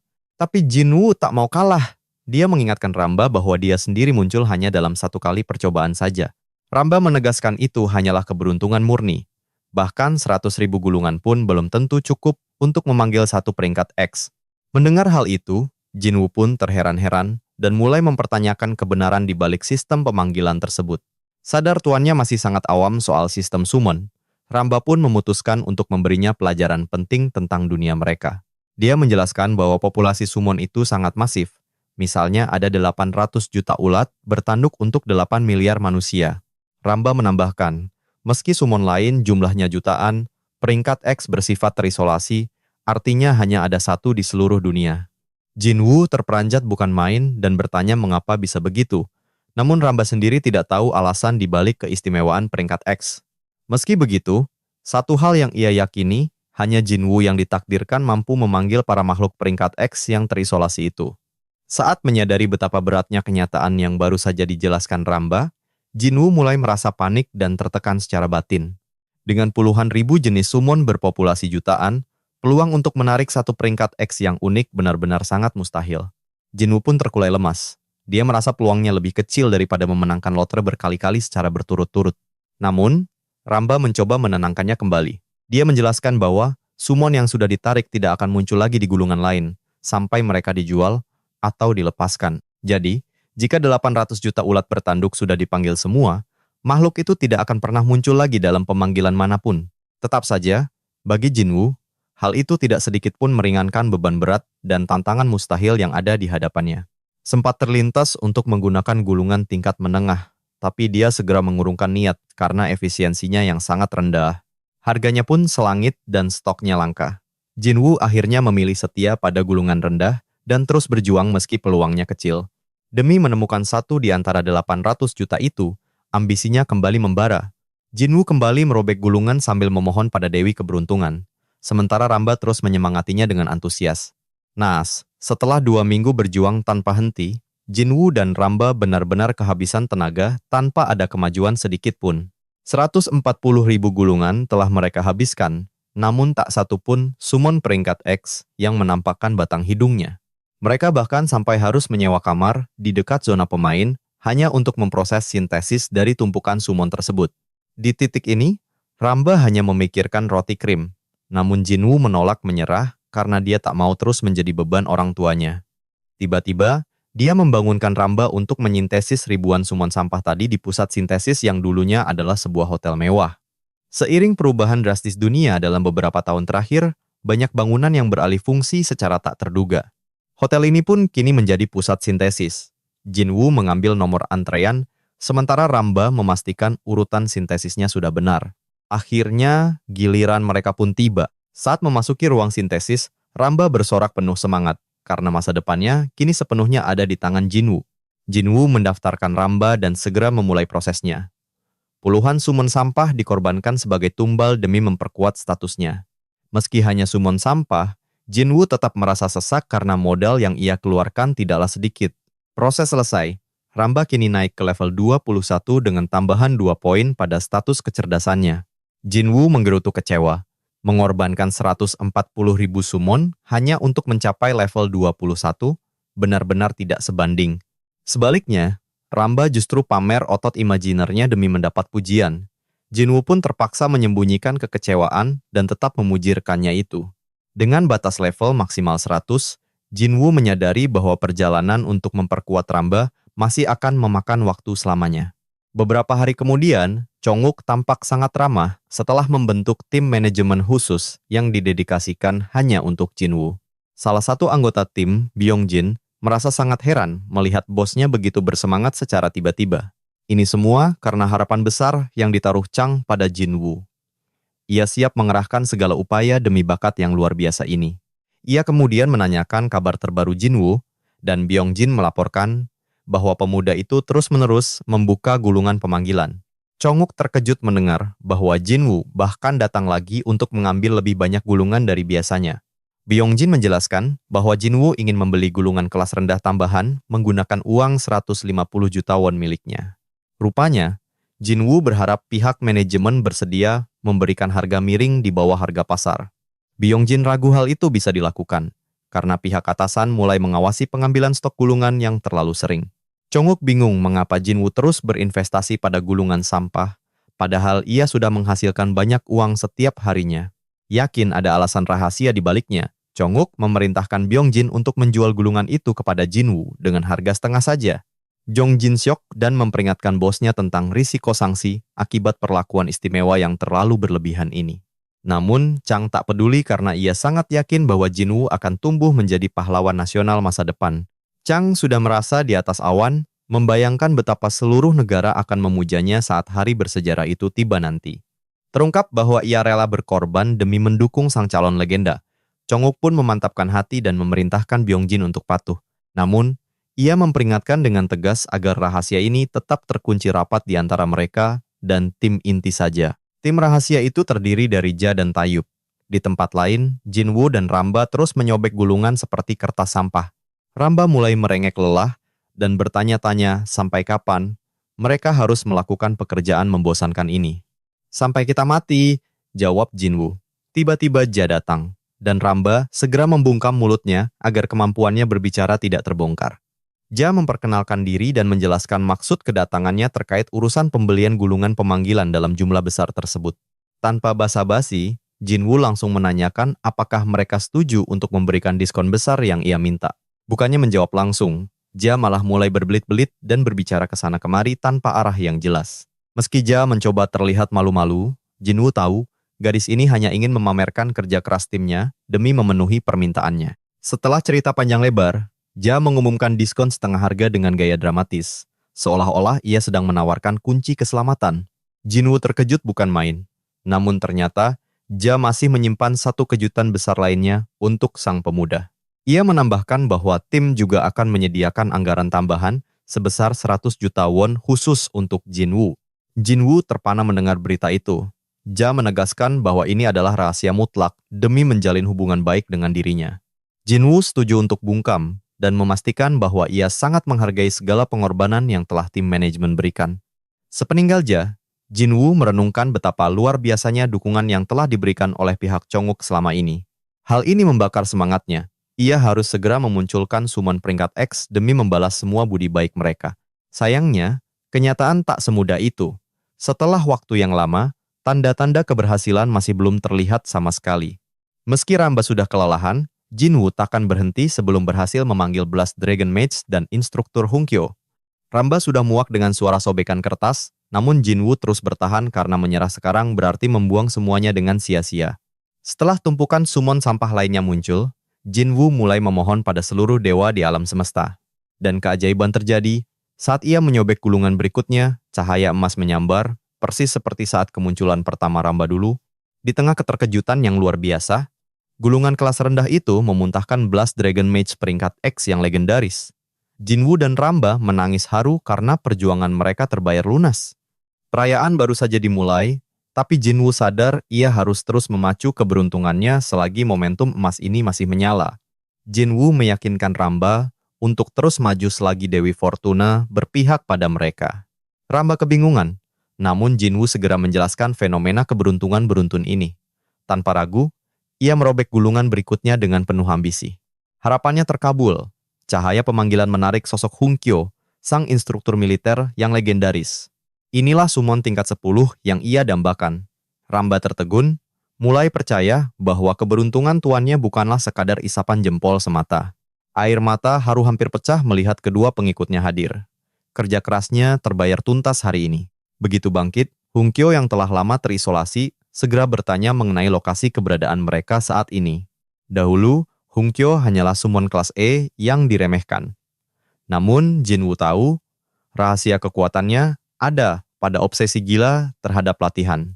Skill pertumbuhannya mampu mendongkrak level rekan setim, sementara karismanya sanggup mengintimidasi summon manapun yang membangkang. Meski terlihat sederhana, daya tahan Hunkyo luar biasa. Pria ini seolah tak mengenal kata lelah. Jika berhasil meraih skill instruktur, ia bisa membangkitkan potensi tersembunyi sekaligus melipat gandakan kecepatan pertumbuhan rekan-rekannya. Inilah kunci sukses Jinwoo mendominasi peringkat teratas di masa lalu, membuat pasukannya tumbuh menjadi monster mengerikan. Saat Jinwoo bersemangat, Ramba justru merinding ketakutan. Ia ogah dilatih sampai berubah jadi peri berotot kekar. Begitu menyapa, Hunkyo langsung mengenali tuannya sebagai Jinwoo God, sang pemberi nama sekaligus sosok yang paling ia hormati. Setelah yakin itu sang master, Hunkyo berlutut penuh hormat. Ia tak menyangka bisa bertemu kembali setelah sekian lama terjebak dalam karantina sistem. Jinwoo tersenyum bangga. Kedua bawahan andalannya tetap setia dan tak berubah sedikit pun sejak dulu. Tiba-tiba Blast Dragon bertanya untuk memastikan identitas Jinwoo God. Jinwoo tersentak, sebab inilah pertama kalinya ia mendengar suara merdu gadis itu. Blast Dragon hanyalah penyihir manusia kelas bawah yang sempat dianggap gagal dalam dunia sihir. Tapi jangan salah, ada kekuatan naga purba di jiwanya, menjadikannya mesin pembunuh berelemen api yang sangat mematikan. Skill andalannya, Blast Dragon Wave, bisa memuntahkan api raksasa. Jika dikombinasikan dengan pelatihan Hankyo, ia akan membangkitkan skill pasif bernama Predasi. Skill Predasi ini akan meningkatkan damage apinya secara permanen setiap kali ia berhasil melahap nyawa musuh tingkat boss. Karena hanya Hunkyo yang bisa membuka potensi ini, Jinwoo pun menjadi satu-satunya pemain yang mampu menjinakkan kekuatan dahsyatnya. Hati Blast Dragon berbunga-bunga saat menyadari pria di hadapannya memang benar sang legenda Master Jinwoo God. Ia mencurahkan rasa rindu yang mendalam pada tuannya. Jinwoo membalasnya dengan hangat, meski tatapannya yang sedikit aneh menyiratkan ada maksud terselubung di balik rasa rindunya itu. Ia pun memperingatkan mereka untuk tetap tutup mulut di depan umum dan dilarang keras memanggilnya dengan nama aslinya. Keduanya patuh. Mengingat malam mulai larut, Jinwoo pun memutuskan untuk pulang dan mengistirahatkan tubuhnya. Begitu merebahkan diri, Jinwoo langsung terlelap. Sementara para samonnya malah berkumpul untuk mengadakan rapat rahasia. Hunkyo dan Blast Dragon mulai bernostalgia karena sudah saling kenal, sebelum akhirnya memperkenalkan diri kepada Ramba yang tampak canggung. Ramba menyapa Hunkyo dan mengingatkan bahwa mereka pernah satu tim selama sebulan sebelum akhirnya berpisah jalan. Sebagai senior yang lebih dulu aktif, peri ini mencoba menunjukkan wibawanya di hadapan sang instruktur baru. Tapi Hunkyo tak peduli. Dengan tatapan mengerikan, ia menyebut senioritas Ramba sampah karena kekuatannya yang sangat memprihatinkan. Nyali Ramba dan Blast Dragon menciut seketika. Sambil mengepalkan tangan, Hunkyo menegaskan bahwa mereka harus ditempa agar berguna bagi sang tuan. Ia mengumumkan sesi latihan neraka akan dimulai malam ini juga, selagi sang master sedang tertidur lelap. Blast Dragon diperintah untuk bermeditasi demi merasakan aliran mana, dengan janji akan membangkitkan skill predasi dalam waktu dekat. Bagai prajurit sejati, Blast Dragon menurut. Namun saat Hunkyo menoleh ke arah Ramba, sang peri langsung gemetar di sudut ruangan. Hunkyo menegaskan bahwa Ramba harus melatih kekuatan fisik demi meningkatkan kecepatan serangannya yang masih lamban. Ramba protes keras, mana ada peri yang berotot, tapi gertakan balik dari Hankyo langsung membungkam mulutnya. Ia bertanya apakah Ramba mau jadi beban bagi Jinwoo. Sebelum sempat menjawab, Hunkyo memaksanya mulai berlatih ayunan menggunakan sebuah wajan. Begitu mendengar target 5.000 ayunan, Ramba rasanya ingin meledak karena tak sanggup membayangkannya. Ia menjerit minta tolong pada tuannya, tapi Hankyo menyeretnya seperti karung sampah sementara Jinwoo tetap mendengkur pulas. Di markas pemain, Gia melaporkan bahwa akses ke gulungan summon tingkat rendah telah ditutup total atas instruksi mendadak dari sang direktur. Chongsuk terhenyak. Bingung kenapa petinggi selevel direktur mendadak mengurusi hal sepele yang tidak menguntungkan seperti itu. Gia menambahkan bahwa sang direktur meminta laporan audit terperinci mengenai penggunaan seluruh gulungan yang telah mereka ambil sebelumnya. Situasi makin memanas, dan Gia menduga rival bebuyutannya, anggota Dewan Hisu, sedang bermain api di balik layar. Hal ini membuat Chongsuk geram, sebab Hisu selalu saja mencari celah untuk menjatuhkan posisinya. Gia melapor pada Chonguk bahwa bahan laporan telah siap, namun nihil hasil bagi Jinwoo. Kepanikan mulai melanda Chonguk karena tenggat waktu pengiriman gulungan sudah di depan mata. Namun secerca harapan muncul saat sebuah pesan dari Jinwoo masuk ke ponselnya. Chang menegaskan gulungan tak lagi diperlukan, membuat Chonguk ini bersiap membalas dendam pada rivalnya, Hizu. Sementara itu, Jinwoo bergerak menuju wilayah pegunungan demi mengincar sebuah dungeon normal. Dalam sistem game ini, terdapat 4 jenis dungeon: menara ujian, dungeon normal, harian, dan chaos dragon. Dungeon harian menjadi tempat para pemain mengumpulkan berbagai material rutin setiap harinya. Sedangkan menara ujian adalah neraka dengan tingkat kesulitan brutal bagi mereka yang ingin melampaui batas. Meski hadiahnya melimpah, risiko kematian di sana sangat tinggi, berbeda dengan Chaos Dragon yang memerlukan kerja sama tim. Jenis terakhir adalah dungeon normal, yang kini menjadi target utama dalam perburuan Jinwu. Gerbang dungeon ini sering disebut stage dungeon, dan biasanya muncul secara acak di dunia nyata. Meski umumnya butuh kelompok, Jinwu sang pemain veteran langsung menuju pintu masuk seorang diri. Jika dibiarkan tanpa pengawasan, monster akan meluap keluar dan menciptakan bencana dungeon break yang mengerikan. Karena itulah, Jinwu bertekad untuk menyapu bersih tempat ini dengan kecepatan penuh. Setelah pemeriksaan lisensi yang ketat, petugas keamanan melepas Jinwu dengan peringatan agar tetap waspada. Begitu melangkah masuk, dentingan senjata menyambutnya. Ini adalah medan perang dungeon penaklukan skala besar. Di hadapannya, pasukan lapis baja sedang mati-matian menahan gempuran gerombolan orc yang sangat beringas. Atmosfer peperangan ini terasa sangat nyata bagi Jinwu, jauh berbeda dari sekadar layar permainan. Jeritan prajurit yang terluka dan kepanikan mencari bantuan healer membuat suasana di sana semakin mencekam. Menyadari ini adalah perang sungguhan. Jinwu menajamkan fokusnya untuk segera memulai aksi pembantaian. Perisai diaktifkan dan ia memanggil tim andalannya. Ramba, Hungo, serta sang naga Blast Dragon. Tak ketinggalan, ia memanggil Golden Fairy dan Minong hasil pengorbanan gorila demi mendapatkan kekuatan baru. Golden Fairy merupakan penyembuh kelas D terbaik, sementara Minong adalah tank pelindung yang tak tertembus. Perintah diberikan, Ramba memberikan buff kecepatan pada Hunkyo, sementara Blast Dragon bersiap melakukan serangan udara. Minong pun diperintahkan melesat mengincar sang Raja Orc yang bersembunyi di barisan paling belakang. Strategi sederhana namun mematikan, inilah yang membuat dungeon penaklukan orc terasa begitu mudah. Minong mendarat tepat di depan bos orc dan menangkis serangan raksasa itu dengan kekuatan luar biasa. Bersamaan dengan itu, Hankyo yang telah menerima buff bergerak bagai kilat, menebas seluruh pasukan musuh. Jinwu terpana melihat kehebatan Hunkyo yang kini jauh melampaui statistik aslinya sebagai summon peringkat X. Kekuatan summon miliknya benar-benar bekerja di luar ekspektasi, membuat Jinwu merasa sangat puas. Dengan performa sehebat ini, menaklukkan seluruh isi dungeon hanyalah masalah waktu yang sangat singkat. Golden Fairy terus memulihkan tenaga Minong yang sedang terlibat duel sengit melawan sang pemimpin orc. Di sisi lain, para prajurit merasa lega melihat sekutu sekuat dewa datang menyelamatkan nyawa mereka. Namun, di tengah ketegangan, Ramba malah asik bermain-main menghindari serangan musuh dengan gaya yang konyol. Melihat tingkah tidak serius itu, Jinwu langsung membentaknya agar segera fokus pada pertempuran. Ramba segera meminta maaf, sementara Hun dengan sigap menghajar orc yang mencoba menyerang sang majikan. Blast Dragon merapal mantra dan meluncurkan gelombang api naga yang langsung memanggang para orc seketika. Sang Raja Orc hanya bisa terpaku melihat seluruh pasukannya musnah menjadi abu dalam sekejap mata. Pada saat itulah, ia menyadari bahwa lawan di hadapannya adalah sosok yang jauh lebih mengerikan. Sebelum sempat bereaksi, Hunkyo menebas lehernya hingga terpisah, menandai keberhasilan penaklukan dungeon kali ini. Kemenangan perdana tim ini membawa berkah, level Blast Dragon naik drastis beserta peningkatan kecerdasan miliknya. Hankyo pun ikut naik level, sementara Jinwu mendapatkan hadiah gulungan pemanggil senilai 500.000 won. Menghasilkan uang sebanyak itu hanya dalam waktu 2 menit adalah pencapaian yang sangat luar biasa. Tanpa membuang waktu lagi, Jinwu segera mencari dungeon berikutnya demi mengumpulkan pundi-pundi kekayaan. Sambil merayakan kenaikan level timnya, Jinwu bertekad mengubah nasibnya melalui grinding yang tanpa henti. Di markas besar, Chang benar-benar meratapi keputusan konyol yang menyeretnya ke dalam situasi genting ini. Gia terus mengomelinya karena taruhan bodoh itu, bingung dari mana dia mendapat nyali sebesar itu. Chongwook membela diri, beralasan semua ini salah Hizu yang memancing amarahnya lebih dulu. Baru saja dia berniat membalas dendam pada Hizu, tapi malah dipermalukan habis-habisan sebelum sempat bergerak. Dengan angkuh, Hizu menuduh Chongwook hanya membuang uang tanpa menghasilkan talenta berguna sama sekali. Hizu menghina bahwa talenta pilihan Chongwook tak pernah masuk tim nasional, membuat jantung Chongwook nyaris berhenti.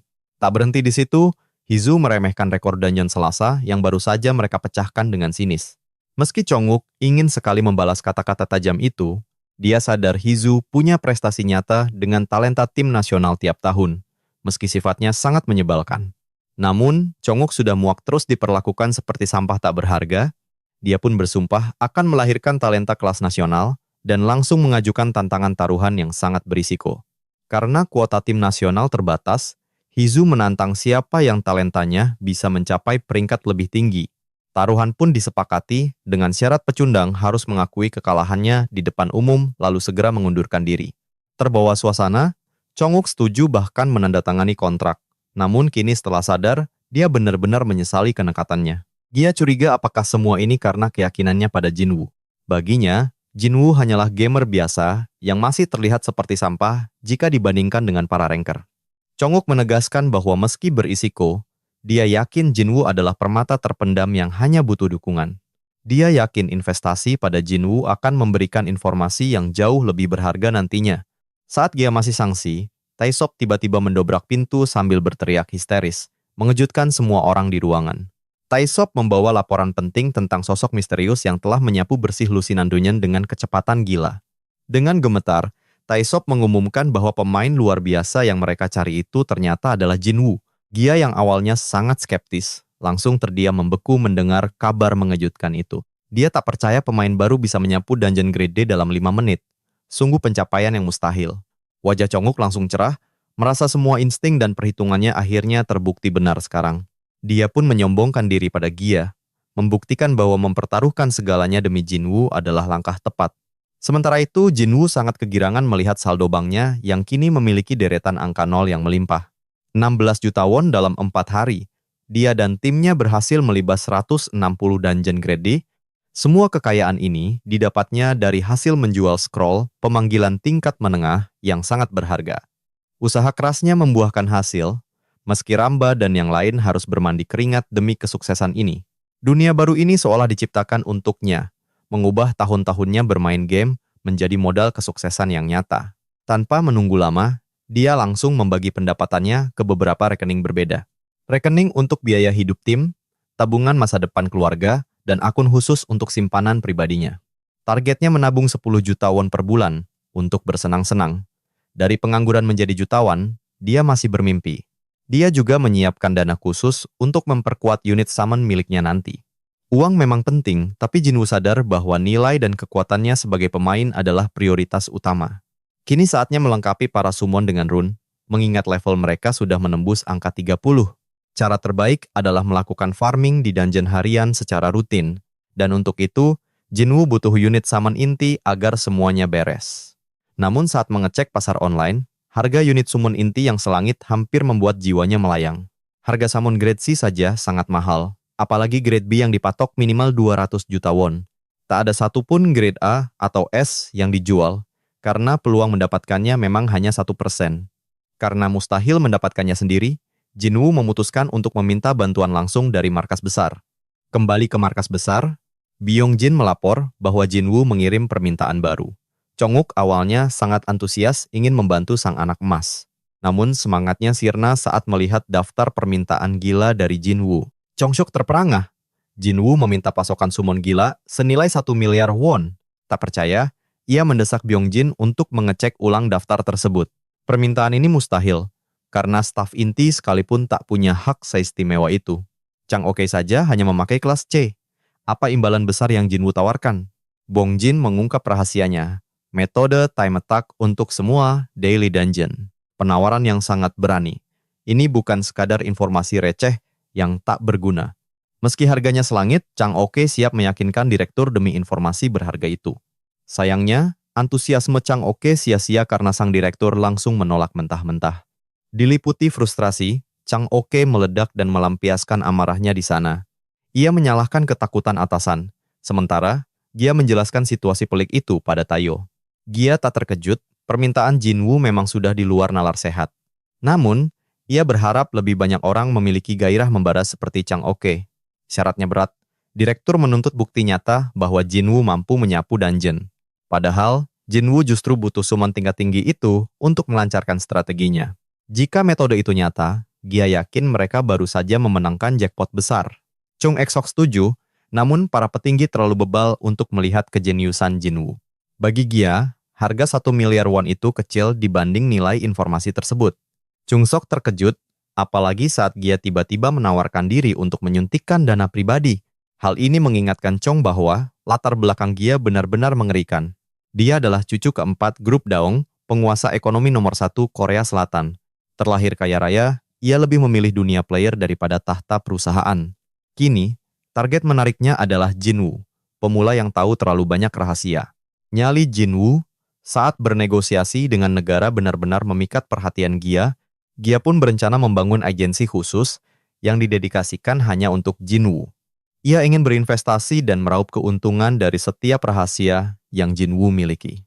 Sebuah agensi independen dengan visi baru, bebas dari birokrasi kantor pusat. Saat Chang-uk ragu soal biaya, Gia hanya menanggapi dengan tatapan penuh tanya. Harta Gia tak terbatas, membuat Chang-uk merasa bodoh telah meragukan sang pewaris. Uang bukanlah masalah, namun Gia harus menguji Jinwoo secara langsung dahulu.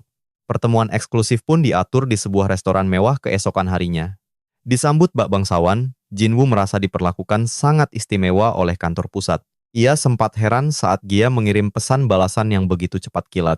Tak disangka mereka begitu antusias pada informasi yang menurutnya biasa saja. Meski waspada pada Gia, Jinwoo sangat menikmati kemewahan restoran bintang 5 itu. Layanan super mewah di sana sempat membuatnya merasa sedikit canggung dan asing. Namun rasa puas ini membuatnya ingin memberikan bonus informasi lebih banyak lagi. Saat mata mereka bertemu kembali, atmosfer ruangan pun seketika terasa mencekam.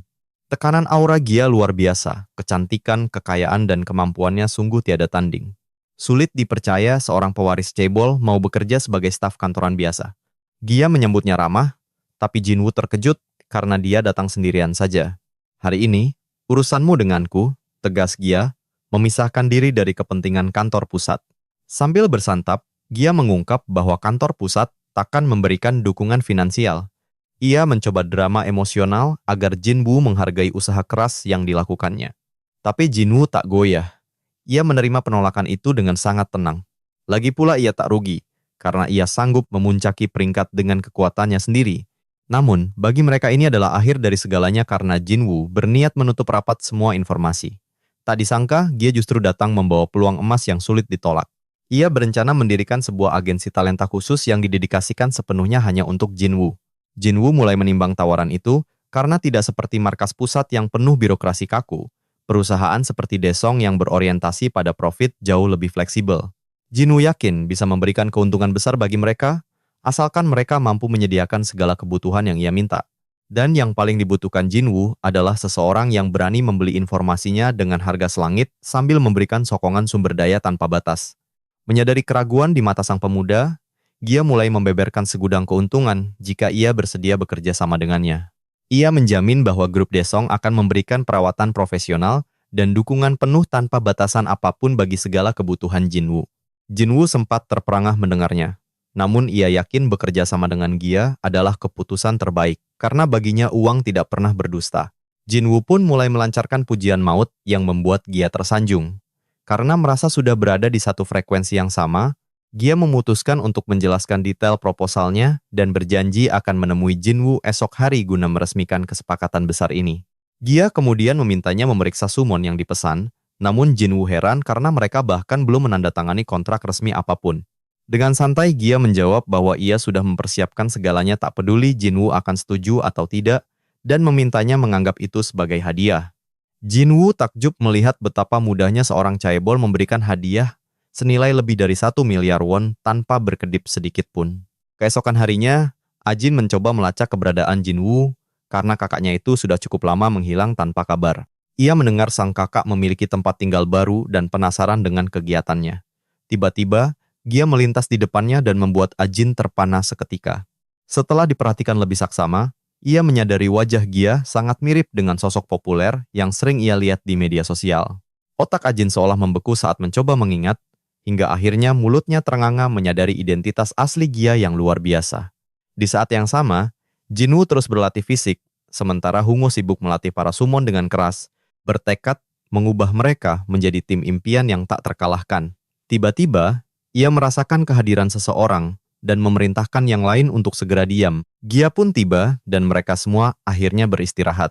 Ia memuji ketekunan Jinwoo yang berlatih sejak pagi dan melihat para summon yang berdiri kaku layaknya patung. Namun, tatapan Gia menajam saat menyadari ada beberapa sosok baru yang belum pernah ia lihat sebelumnya di tim tersebut. Jinwoo menjelaskan bahwa mereka adalah tim utamanya dan berjanji akan memperkenalkannya nanti, lalu segera memberi isyarat agar mereka melanjutkan latihan di tempat lain. Setelah mereka pergi, Gia memberikan hadiah yang ia janjikan kepada Jinwoo dalam bentuk sistem perdagangan resmi.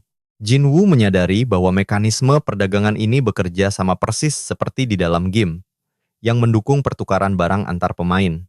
Dalam sistem game tersebut, pemain bisa bernegosiasi harga untuk membeli, menjual, atau menukar item berharga hingga mencapai kesepakatan yang adil. Namun waspadalah, karena sistem akan memburu dan mengutuk hingga tewas siapapun pemain yang berani melakukan penipuan dalam transaksi. Jinwoo memeriksa daftar summon pemberian Gia dan sangat terkejut karena wanita itu berhasil menemukan semua yang ada di dalam daftarnya. Ia segera menerima perdagangan tersebut dan berterima kasih atas hadiah bernilai tinggi itu, meski bagi Gia hal tersebut bukanlah apa-apa. Selanjutnya, ia menyodorkan kontrak resmi kepada Jinwoo untuk membahas poin-poin utama dalam kerja sama besar mereka. Gia menjelaskan bahwa agensi baru itu diberi nama Eubek, gabungan dari marga mereka, dengan pembagian saham 70% untuk Jinwoo. Ia memberitahu bahwa Chonguk akan tetap di pusat untuk memberikan dukungan, sementara Tasio dan Byungjin akan segera direkrut ke agensi baru mereka. Jinwoo sempat bingung bagaimana hal itu bisa terjadi, mengingat Tasio dan Bongjin sudah memiliki posisi tetap di markas pusat. Namun dengan santai Gia menjawab bahwa mereka berdua sudah mengundurkan diri dengan senang hati setelah ia menawarkan gaji 3 kali lipat lebih besar. Walau begitu, Jinwoo sempat ragu menerima tawaran itu karena merasa 70% saham terlalu berlebihan bagi Gia. Namun Gia meyakinkannya karena ia punya rencana besar untuk sisa sahamnya. Lagi pula, ia sama sekali tidak khawatir soal hak suara karena ini pada dasarnya adalah perusahaan yang dijalankan oleh satu orang hebat. Gia memberikan porsi saham sebesar itu karena ia ingin membangun ikatan kepercayaan yang kuat di antara mereka berdua, hal yang paling krusial dalam setiap bisnis. Jinwoo akhirnya setuju dan menandatangani kontrak tersebut, membuat senyum puas terukir di wajah Gia.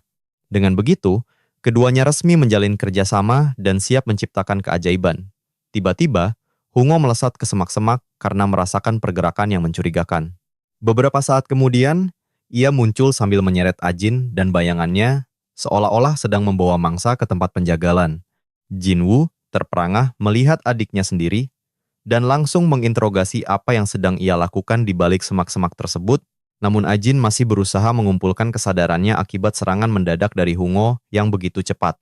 Setelah Gia pergi, Jinwoo mendesak Ajin untuk jujur. Terungkap bahwa adiknya adalah penggemar berat Gia, dan diam-diam mengikutinya setelah mengenali wajah sang idola beberapa saat yang lalu.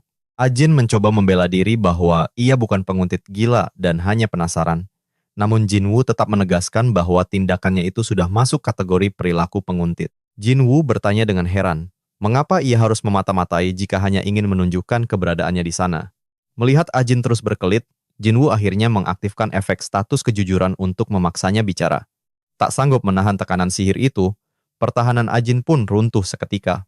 Ia mengaku telah memata-matai sang kakak, lalu mendesak ingin tahu bagaimana Jinwoo bisa mengenal sosok sepenting Gia. Ribuan pertanyaan meluncur deras dalam satu tarikan napas, membuat Jinwoo nyaris tak bisa berkutik. Sapaan ramah dari Gia sebelumnya benar-benar membuat Ajin merasa seluruh impian hidupnya telah tercapai. Namun Gia tidak bisa berlama-lama, meski ia sangat berharap bisa segera bertemu keluarga Jinwoo secara resmi. Ajin terus merengek dan mendesak kakaknya untuk membeberkan alasan sebenarnya di balik pertemuan mereka. Lewat akting air mata buaya, ia berhasil membuat Jinwoo mengaku bahwa dirinya adalah seorang gamer ternama. Jinwoo juga menceritakan rekor pembersihan dungeon miliknya yang gila, serta awal pertemuannya di markas besar. Mendengar itu, Ajin langsung curiga apakah game yang dimaksud adalah Battle of the Summoners yang populer. Dengan sigap Jinwoo membantahnya, bersikeras bahwa itu adalah judul game yang sepenuhnya berbeda. Ia terpaksa berbohong, hanya bermain, selama 1 tahun demi menyembunyikan identitas aslinya sebagai Dewa Jinuk. Tetap saja, Ajin terbelalak tak percaya kakaknya sanggup memainkan game sampah itu hingga 1 tahun penuh. Sambil menyenggol bangga, ia memuji bagaimana obsesi kakaknya pada game akhirnya membuahkan hasil luar biasa. Jinwoo ingin jujur, namun ia memilih bungkam karena takut keselamatan adiknya terancam jika tahu terlalu banyak. Keluarganya sudah berkorban terlalu banyak selama 3 tahun ia koma, ia tak ingin menyeret mereka ke bahaya. Baginya, melindungi keluarga adalah prioritas utama melebihi nama besar. Dan ia harus menjadi jauh lebih kuat. Saat Ajin bertanya, kenapa baru jujur sekarang? Jinwoo meyakinkan bahwa ia memang sudah berencana menceritakannya. Ia mewanti-wanti agar rahasia ini tidak sampai ke telinga orang tua mereka untuk sementara waktu. Tiba-tiba, mata Jinwoo tertuju pada summon milik Ajin yang bertingkah mengganggu layaknya lalat menyebalkan. Karena geram, Hunko mencoba menangkapnya, sementara Jinwoo bertanya mengapa Dark Elf itu bertingkah sangat aneh. Ia menyarankan Ajin mencari Shadow Wolf sebagai pasangan, karena tanpa itu, sang Dark Elf hanyalah beban tak berguna. Ajin terperangah heran karena ia sama sekali belum pernah mendengar tentang keberadaan summon bernama Shadow Wolf. Begitu tahu itu adalah tingkat B, Ajin langsung pesimis bisa menemukan makhluk langka sekuat itu.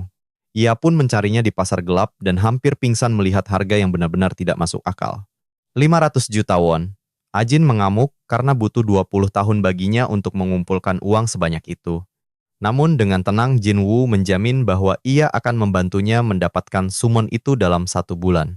Ajin tertawa terpingkal-pingkal dan menganggap kakaknya hanya membual besar karena terlalu percaya diri.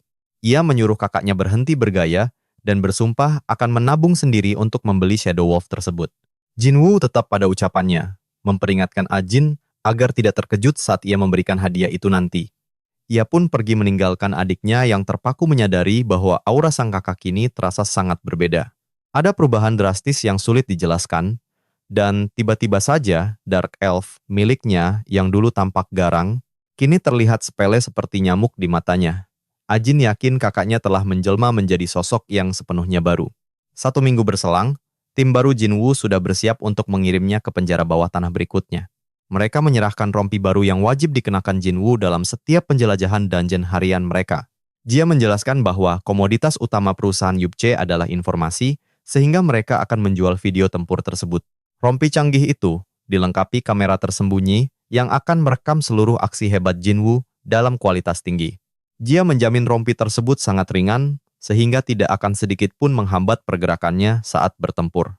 Namun, perhatian berlebih dan senyuman timnya justru membuat Jinwoo merasa lebih tidak nyaman daripada memasuki dungeon. Sesaat sebelum masuk, Jinwoo bergumam bahwa ini adalah pengalaman pertamanya di dungeon hari Senin. Ia khawatir, penjelajahannya tidak akan sempurna. Namun Jia meyakinkan bahwa mereka hanya akan mengedit bagian terbaik. Dengan sangat tenang, Jinwoo bertanya apakah tidak apa-apa jika ia menghancurkan rekor nasional hari itu.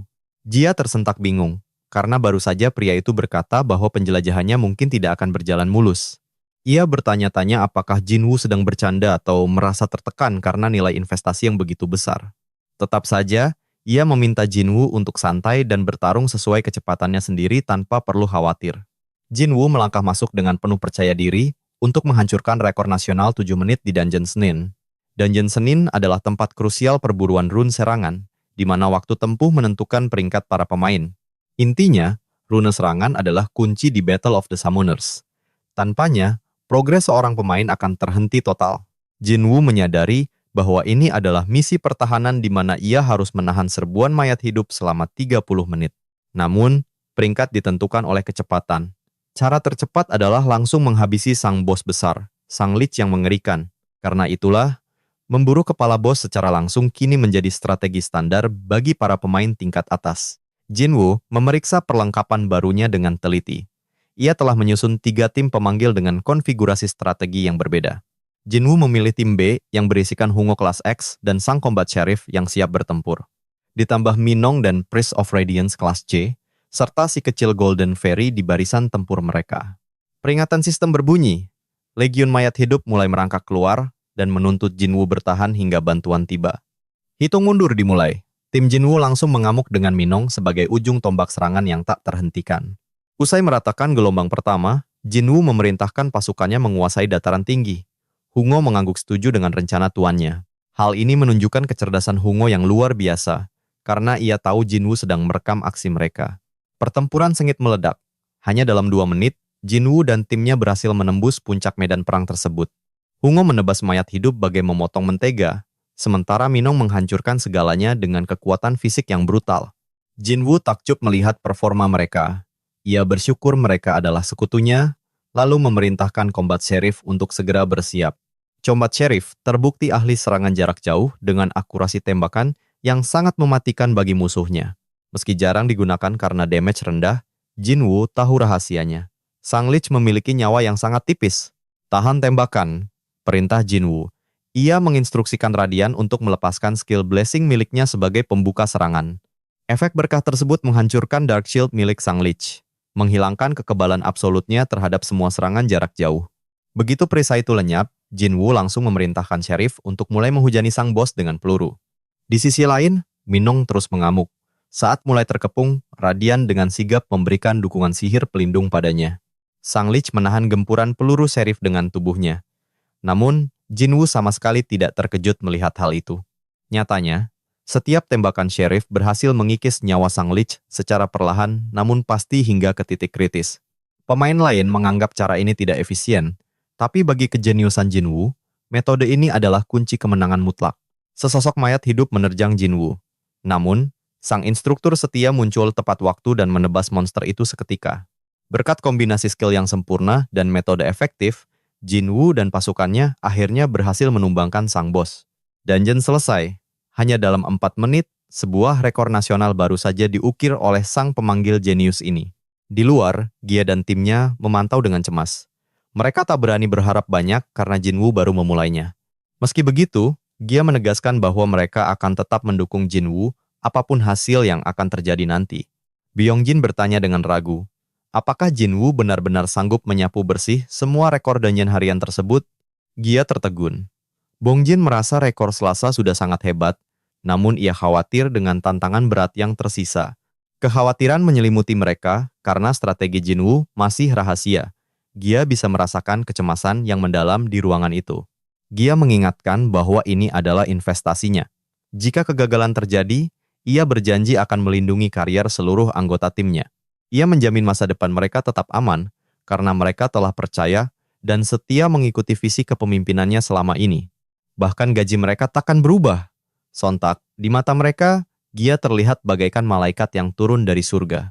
Keduanya berpelukan penuh haru, merasa sangat beruntung bisa bekerja di tempat yang luar biasa baik seperti ini. Gia sebenarnya tetap tenang karena modalnya kuat. Terlebih lagi, ia yakin Jinwoo masih menyembunyikan rahasia besar. Ketenangan Jinwoo saat memasuki dungeon adalah buktinya. Baginya, tempat mematikan itu seolah-olah tidak ada harganya sama sekali. Dungeon itu bukan apa-apa baginya. Tiba-tiba, sebuah laporan masuk menyatakan bahwa rekor dunia baru saja pecah kembali. Saat ditanya rekor mana, petugas mengumumkan bahwa itu adalah rekor dungeon Senin yang sebelumnya mustahil untuk dipatahkan. Rekornya adalah 4 menit, 3 menit lebih cepat.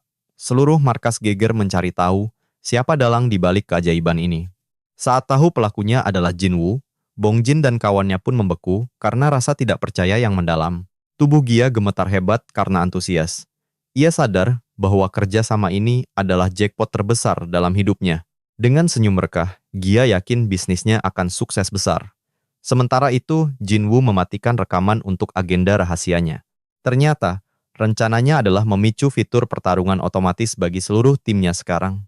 Di dunia ini, fitur auto battle hanya terbuka bagi mereka yang sudah menaklukkan dungeon harian. Selama para summon terus beraksi, tumpukan hadiah akan terus mengalir tanpa henti secara otomatis. Jinwoo memulangkan Hungkyo dan memanggil Ramba, lalu menyerahkan seluruh tugas grinding berat itu padanya. Ramba terkejut menggantikan sang instruktur. Namun Jinwoo menegaskan bahwa instruktur harus melatih yang lain sekarang. Mengingat betapa mengerikannya sesi latihan biasa, Ramba langsung menyanggupi tugas grinding hari Senin dengan gembira. Jinwoo berencana menimbun hadiah melalui sistem perburuan otomatis. Sementara itu, summon lainnya fokus berlatih. Inilah rutinitas sempurna tanpa ada waktu yang terbuang sia-sia. Sambil melangkah keluar dungeon, dia mempercayakan segalanya pada Ramba yang menerima tugas itu dengan semangat tinggi. Jinwoo keluar dan disambut Bak Raja, sementara Jia memujinya karena selalu bisa diandalkan dalam segala situasi. Jinwoo terkekeh canggung sambil menyerahkan rompinya, memberitahu Jia bahwa semua rekaman sudah tersimpan di sana. Jia menjamin keamanan rekaman itu, dan memastikan tidak ada kebocoran informasi yang akan mengganggu ketenangan Jinwoo. Namun, Jinwoo justru mengejutkannya. Dia tak peduli jika rekamannya tersebar, asalkan Jia menjamin keselamatan dan perlindungan bagi seluruh anggota keluarganya. Di tengah ancaman geng kriminal, Jinwoo percaya keamanan perusahaan jauh lebih mumpuni untuk melindungi keluarganya. Jia berjanji akan mengerahkan seluruh pengaruh dan kekuatannya demi memastikan keselamatan keluarga Jinwoo tanpa pengecualian. Di dungeon harian Selasa, Jinwoo memecahkan rekor lamanya berkat penempatan strategi summon yang sangat presisi. Dungeon Rabu terletak di wilayah beku yang ekstrem. Baru saja melangkah masuk, tubuh Jinwoo sudah gemetar. Tanpa menunda, dia memanggil Frostcat peringkat C dan Wind Falcon peringkat B untuk menembus badai. Tak hanya itu, Titanium Golem peringkat B dan Horn Fairy peringkat C juga ikut dipanggil ke medan. Sebagai puncaknya, dia pun segera memanggil Draconic Mage. Di wilayah beku ini, Frostcat adalah kunci karena ketahanannya yang luar biasa terhadap suhu dingin menusuk. Musuh pun menampakkan diri, segerombolan manusia salju pemarah yang siap menyerang siapapun di wilayah mereka. Jinwoo segera mengerahkan golem ke depan, sementara Falcon memberikan buff kecepatan yang krusial bagi timnya. Saat golem melesat membelah padang es, Jinwoo hampir pingsan karena kecepatan luar biasa monster raksasa itu. Dia bertahan demi hadiah besar, tepat saat manusia salju mulai menghujani mereka dengan proyektil es mematikan. Golem itu menahan semua serangan dengan mudah, tapi Jinwoo tahu kekuatan sejatinya bukan sekadar pertahanan. Dia membutuhkan golem tersebut untuk menembus jalur mustahil yang hanya bisa dilalui oleh kekuatan fisik besar. Saat golem memanjat tebing curam dan bersiap melompat, Jinwoo memberi instruksi agar Blast Dragon bersiap. Begitu sampai di puncak, sang bos monster muncul dan Jinwoo memerintahkan Horn Fairy melepaskan sihirnya. Cairan mudah terbakar menyelimuti area, memicu kobaran api Blast Dragon yang seketika menghanguskan sang bos monster. Jinwoo merayakan kemenangan karena berhasil menaklukkan dungeon dalam 4 menit. Namun di tengah kegembiraannya, dia mendadak jatuh berlutut akibat rasa mual hebat karena guncangan perjalanan tadi. Berita tentang pencapaian luar biasa ini menyebar cepat, membuat semua orang mulai bertanya-tanya tentang sosok Jinwoo. Dunia mulai memperhatikan setiap langkahnya, sadar bahwa semua prestasi fenomenal ini bukanlah sekadar keberuntungan semata. Media besar memasang wajahnya di halaman utama dengan satu pertanyaan besar. Siapakah sebenarnya pria misterius ini? Para pemain lain mulai terobsesi padanya, bingung bagaimana pria biasa ini sanggup menghancurkan rekor-rekor pemain top. Menjelang tantangan dungeon hari Kamis, seluruh mata tertuju padanya, menanti apakah keajaiban ini akan segera berakhir. Direktur Dewan yang penasaran segera memanggil asistennya, hanya untuk menyadari bahwa Jinwoo adalah pria tawaran Chang. Mereka ingat, Jinwoo meminta summon sebagai imbalan informasi berharga. Namun mereka menolaknya mentah-mentah. Kini sang direktur hanya bisa mendesah frustrasi menyadari betapa hebatnya potensi Jinwoo. Penyesalan mulai menghantui karena mereka melewatkan kesempatan emas. Padahal dalam politik, hasil nyata adalah segalanya. Dia menyadari betapa besarnya keuntungan yang bisa mereka raup andai saja mereka mendukung Jinwoo dulu. Sang direktur menyalahkan hiu dalam hati karena telah membiarkan angsa bertelur emas pergi dari jangkauan mereka. Direktur memerintahkan sekretarisnya untuk segera menghubungi Jinwoo dan membawanya kemari, tidak peduli berapapun harganya. Bicara soal reward harian, Senin dan Rabu adalah waktunya rune, sementara Selasa adalah ladang abrasif. Dan untuk hari Kamis, inilah surga bagi para pemburu skill book. Inilah target Jinwoo hari ini. Meski bukan skill unik, farming di sini tetaplah krusial bagi progresnya. Tak hanya itu saja, Jinwoo bisa mengabaikan dungeon minggu karena hadiahnya sama-sama skill book. Bedanya, Kamis jauh lebih mudah, jadi minggu bisa jadi hari libur sebelum menghadapi boss rush yang mengejutkan. Begitu masuk, bos dengan pertahanan mutlak langsung menyambut di depan mata. Strategi normalnya, gunakan serigala putih untuk menghancurkan armor lawan dengan serangan bertubi-tubi. Tapi bagi Jinwoo, strategi itu terlalu lambat. Dengan damage gila, dia cukup melakukan brute force. Sayangnya, video ini tak bisa jadi panduan karena dia menggunakan summon level maksimal yang terlalu OP. Akhirnya, dia memilih cara standar, membiarkan serigalanya mengoyak pertahanan sang monster. Tanpa summon maksimal pun dia tetap unggul, karena sang monster. Si golem tanah ini punya titik lemah di kepalanya. Jinwoo memerintahkan serangan total ke titik vital tersebut. Ledakan serangan yang masif membuat kepala golem hancur seketika. Kemenangan mutlak, hanya 5 menit. Jinwoo berhasil memecahkan rekor dunia dengan selisih 1 menit yang sangat berharga. Huno memang gila, tapi kartu asnya adalah Blast Dragon, sang monster pembersih dungeon dalam 1 detik. Tanpa membuang waktu, Jinwoo memerintahkan pasukannya untuk melakukan grinding ulang. Saat keluar, 2 pejabat tinggi dari markas pusat sudah menunggunya dengan wajah serius. Ada apa lagi? Jinwoo merasa sudah menutup babak hidupnya dengan orang-orang kantor pusat itu. Mereka bilang telah meninjau ulang proposal lama Jinwoo karena kemampuannya yang kini tak terbantahkan. Namun, sebelum mereka sempat merayu lebih jauh, Jinwoo langsung memotong pembicaraan. dia tak butuh mereka lagi, karena Gia siap memberikan segalanya. Berbeda dengan kantor pusat yang kaku, dan penuh dengan birokrasi yang memuakkan, Jinwoo menegaskan dia sudah punya kontrak baru. Jika ada urusan, silakan hubungi Gia di Yubak. Mereka tercengang. Apa itu Yubak? Tanya mereka saat Jinwoo melangkah pergi dengan angkuh. Salah satu sadar ini gawat, sementara yang lain meratap karena telah kehilangan permata berharga. Dan kejutan belum berakhir. Donyeon Jumat punya aturan unik, bukan soal membantai monster, tapi uji ketangkasan fisik untuk mencapai finish. Jinwoo berlatih di area terpencil, memacu Wyvern-nya menembus langit menuju Laut Timur. Dari atas punggung Wyvern, dia terpana melihat keindahan dunia yang terbentang luas di bawahnya. Dia tersenyum girang bak anak kecil.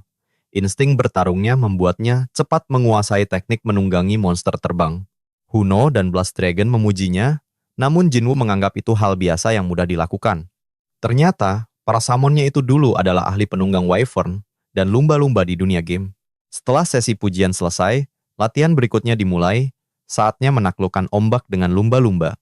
Aku mengandalkan pengalaman kalian, ucap Jinwoo penuh kepercayaan pada para summon setianya. Huno dan Blast Dragon mengangguk mantap, siap membimbing tuan mereka menjadi penguasa segala medan. Hari penentuan tiba, dan Donyeon Jumat, inilah tempat Jinwoo meraih gelar legendaris, God of Time Attack. Persiapan dimulai, Wind Falcon dipanggil untuk memberikan buff kecepatan yang luar biasa. Begitu hitungan mundur berakhir, Jinwoo melesat bagaikan kilat melintasi lintasan maut. Sambil berlari kencang, dia harus melakukan manuver gila demi menghindari hujan proyektil yang datang. Sensasi ini jauh lebih nyata dan mendebarkan dibanding hanya sekadar menyentuh layar ponsel. Di tengah lintasan, Jinwoo mengambil keputusan berani dengan memasuki rute rahasia yang tersembunyi. Menghadapi jalur air, dia memanggil Dolphin untuk menyelam dan melewati semua rintangan dari bawah. Dalam sekejap, Dolphin melompat ke udara, dan Wyvern langsung menyambar untuk penyelesaian yang epik. Detik itu juga, Jinwoo melesat menembus rintangan bersama Wyvern. Secepat kilat, dia pun langsung mencapai garis finish.